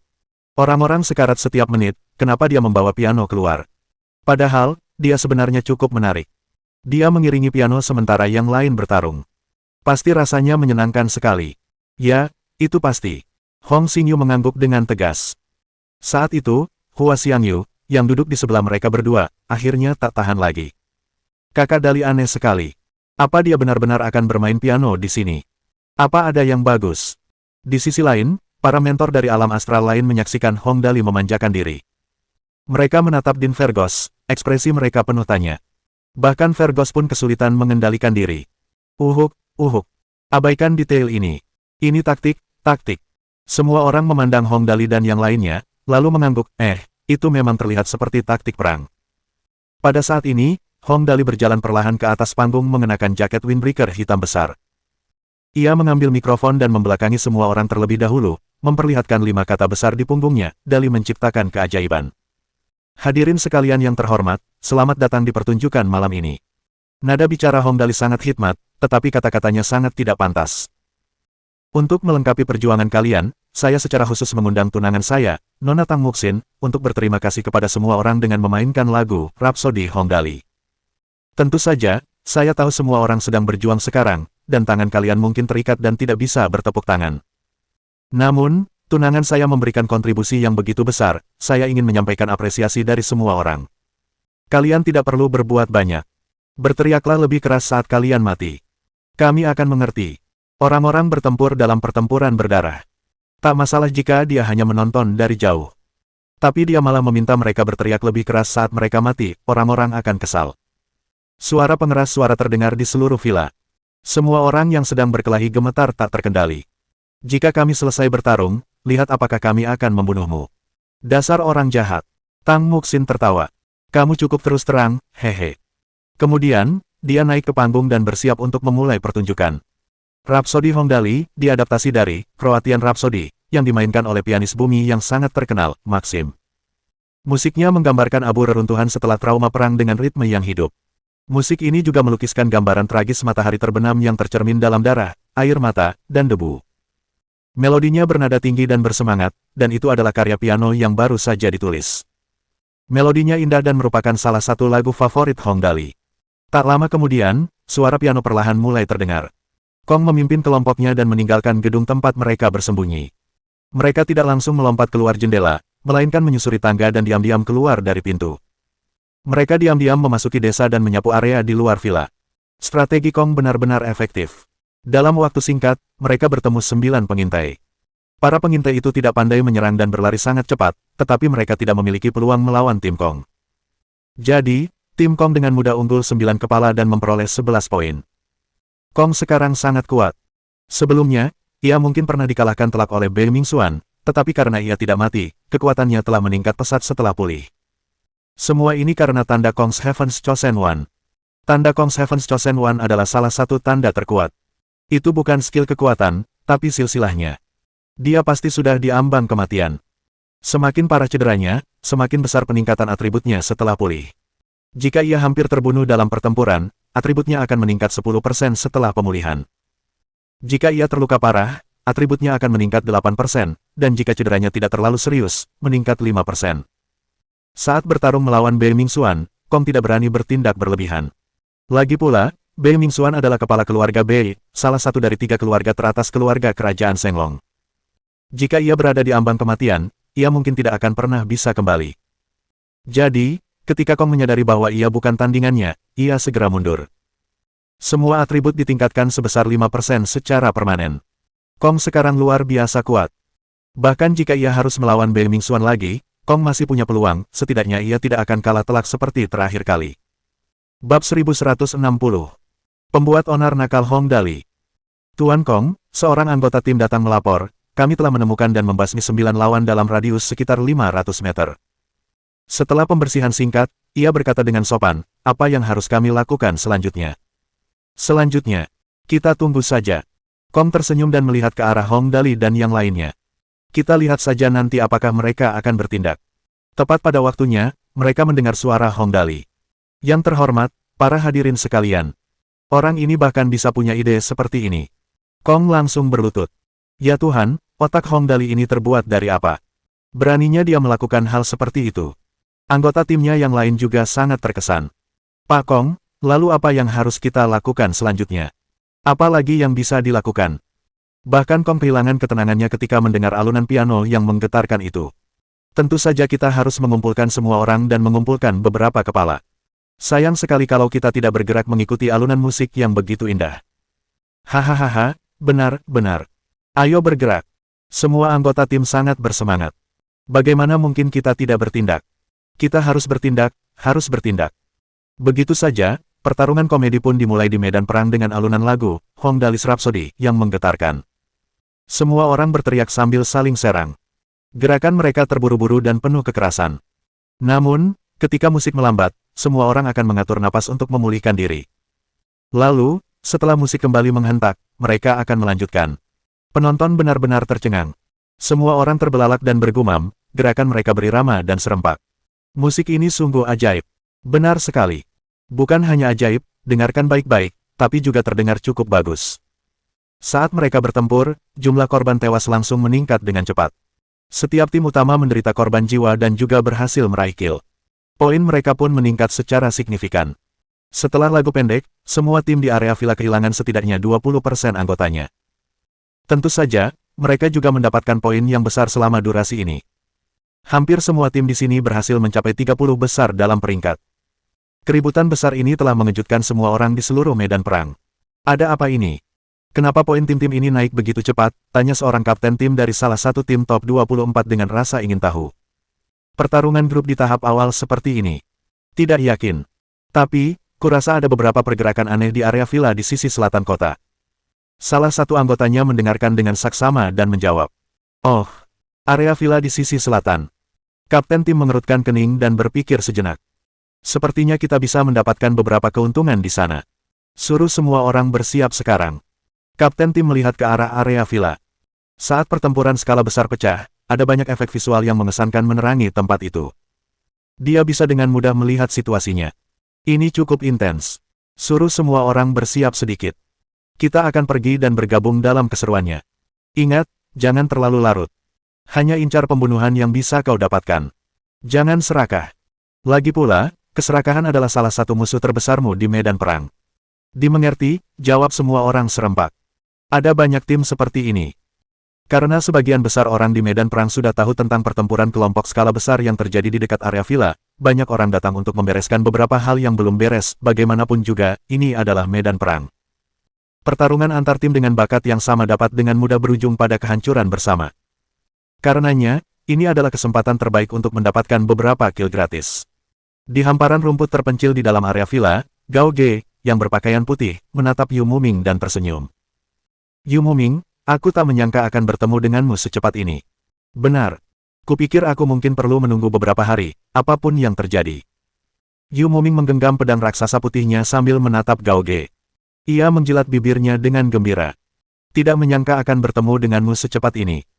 Haha, karena kita berdua adalah yang terpilih, aku akan berhenti bicara omong kosong dan bertindak sekarang. Sebenarnya, aku merasa ini terlalu dini. Gao Ge menggelengkan kepalanya. Tidakkah kau merasa ini terlalu dini? Masih banyak orang terpilih yang menunggu kesempatan mereka untuk menyerang dari kegelapan. Terlalu dini. Yu Muming menatap Gao Ge dengan pedang di tangannya. Kurasa tidak. Kenapa tidak? Tanya Gao Ge perlahan. Belum ada satupun dari yang terpilih yang bergerak. Mereka khawatir akan menunjukkan kekuatan mereka terlalu dini. Itu akan menyulitkan keadaan nanti. Karena sekarang sudah ada keributan besar di sini, banyak tim akan datang. Kita harus berhenti selagi masih awal dan mencegah orang lain mengambil keuntungan. Bagaimana menurutmu?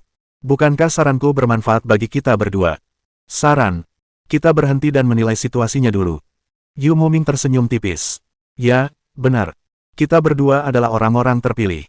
Sekarang bukan saatnya untuk bertindak, kata Gao Ge. Haha, rencanamu memang bagus. Yu Muming tersenyum sambil menatap Gao Ge. Namun, tindakannya tidak menunjukkan niat untuk berhenti. Malahan, ia mengarahkan pedang raksasanya ke arah Gao Ge. Sejujurnya, Gu Feifei dari Astral Shenlong itu satu-satunya yang kuwaspadai dalam seluruh pertempuran antar jenius astral ini. Aku tidak peduli dengan siapapun. Kau dan aku memang tidak pernah berada di level yang sama sejak awal. Ekspresi Gao Ge langsung berubah begitu mendengar itu. Gu Feifei. Yu Muming adalah sang terpilih, tapi dia takut pada orang biasa. Dia tidak peduli dengan orang lain. Apa yang terjadi? Intuisi Gao Ge mengatakan kepadanya bahwa situasi ini tidak ideal. Boom! Gao Ge berubah menjadi kilatan putih saat ia menyerbu Yu Muming. Ia membuka tangannya dan sebagian cahaya berubah menjadi rantai emas. Kemudian, rantai-rantai itu menuju dada Yu Muming dengan kecepatan yang luar biasa cepat. Cepat, tak terduga, mengerikan, kejam. Tak heran Gao Ge menjadi salah satu yang terpilih terkuat. Serangannya hampir sempurna dalam hal waktu dan kekuatan yang digunakan. Dia bisa melancarkan serangannya dengan kunci elemen campuran. Dia juga bisa mundur dengan pagoda warna-warni. Karena dia yang mengambil langkah pertama, dia tidak berencana memberi ruang untuk serangan balasan. Haha, masih terlalu lambat. Yu Muming tak terpengaruh. Ia menangkis serangan itu dengan ringan menggunakan pedang putih raksasa di tangannya. Kemudian, ia langsung bergerak dan berada di depan Gao Ge dalam sekejap mata. Ia lalu menyerang dengan pedang raksasanya. Wus! Gao Ge mengelak dan mengumpat dalam hati. Aku benci bertarung jarak dekat melawan pendekar pedang seperti dia. Lagi pula, dia adalah sang terpilih dan tak bisa dibandingkan dengan orang biasa. Akan sulit melepaskan diri begitu aku terjerat dalam semua jurus pertarungan jarak dekatnya. Gao Ge berusaha sekuat tenaga untuk memblokir semua serangan Yu Muming dengan pagoda warna-warni. Dia tidak tahu terbuat dari bahan apa pedang raksasa Yu Muming itu. Pedang itu sangat tajam, namun tetap sangat berat. Setiap ayunannya tampak kuat, namun mudah di saat yang bersamaan. Gao Ge merasa bahkan pagoda warna-warni miliknya, yang disebut-sebut sebagai pertahanan mutlak, kesulitan menghadapi serangan-serangan ini. Namun, Yu Muming tetap terlihat tenang dan terkendali. Kau memang kuat. Mungkin sudah setingkat sektor bintang Orde kelima, kan? Pantas saja kau terlihat begitu tenang tadi. Kau salah satu yang terbaik bahkan di antara para terpilih.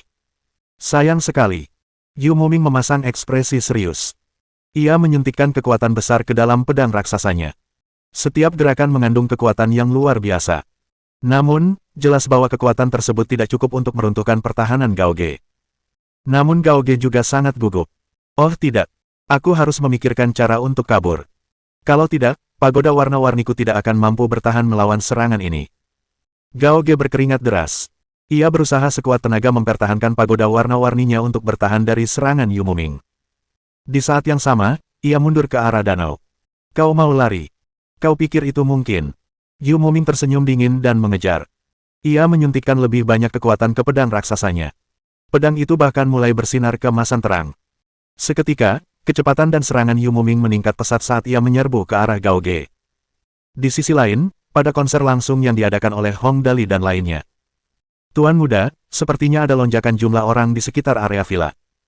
Ling Xiaoyi mendekati Hong Dali dan berbisik sambil tersenyum. Karena banyak tim yang datang untuk ikut bersenang-senang, haruskah kita bersiap untuk melakukan sesuatu? Berdasarkan pemahamannya tentang Hong Dali, pria ini selalu ingin membuat masalah. Meskipun jarang melakukannya secara langsung, ia pasti tidak akan melewatkan kesempatan untuk diam-diam membuat masalah. Benarkah? Seperti dugaannya, mata Hong Dali berbinar begitu mendengar ucapan Ling Xiaoyi. Sia-sia kalau kita sia-siakan kesempatan besar ini. Hehe, sepertinya lagu yang dulu kuajarkan untuk Heartbreaker akhirnya bisa digunakan. Orang ini bahkan mengajari Lucifer sebuah lagu. Lagi pula, kalau dia bilang lagu itu bisa efektif sekarang, bukankah itu berarti lagunya pasti sangat, sangat gila? Patah hati. Hong Dali memanggil Lucifer. Cepat, kemari. Ada hal baik yang bisa kau lakukan. Tuan muda, apa kabar baiknya? Lucifer berjalan mendekat dan tersenyum. Lucifer sangat terkesan dengan ide-ide liar dan kreatif Hong Dali, meskipun kecerdasannya jauh lebih tinggi daripada Hong Dali, ia hanya bisa tunduk pada Hong Dali dalam hal kenakalan dan membuat masalah. Kamu masih ingat lagu yang aku ajarkan sebelumnya? Tanya Hong Dali sambil tersenyum. Kamu tidak lupa, kan? Ah! Lagu itu. Haha, bagaimana mungkin aku bisa lupa? Lagu itu sangat bagus. Aku pasti mengingatnya dengan baik. Lucifer langsung mengerti apa yang Hong Dali bicarakan dan tertawa. Jangan khawatir. Aku mengingatnya dengan sangat jelas. Aku tidak lupa satu baris pun. Bagus kalau begitu. Hong Dali melambaikan tangan pada Tang Muxin. Sin Sin, cepat kemari. Kami punya sesuatu yang lebih menyenangkan. Segera, jawab Tang Muxin malu-malu. Lalu, ia bertanya, ada apa? Lagu apa yang harus kumainkan sekarang? Lagu yang pernah kuajarkan pada Heartbreaker. Hong Dali mengangkat alisnya. Suasananya sangat menyenangkan dan beberapa tim datang. Kita harus menyambut mereka dengan baik, kan? Ah, lagu itu. Begitu Tang Muxin mendengar Hong Dali meminta Lucifer menyanyikan lagu itu, matanya terbelalak kaget. Dali, kekuatan lagu itu, kau yakin? Kalau dia benar-benar menyanyikannya, apa kau tidak takut menimbulkan masalah? Mohon dukungan dari omom ante-ante sekalian, buat subscribe atau sharekan novel Mimin ke Facebook kalian, agar channel Mimin bisa terus berkembang. Dengan begitu, Mimin bisa lebih semangat untuk up novel seru lain ke depannya. Jika ada kebutuhan buat subback, silakan inbox Mimin atau tuliskan di kolom komentar. Mimin dulukan dengan ucapan terima kasih.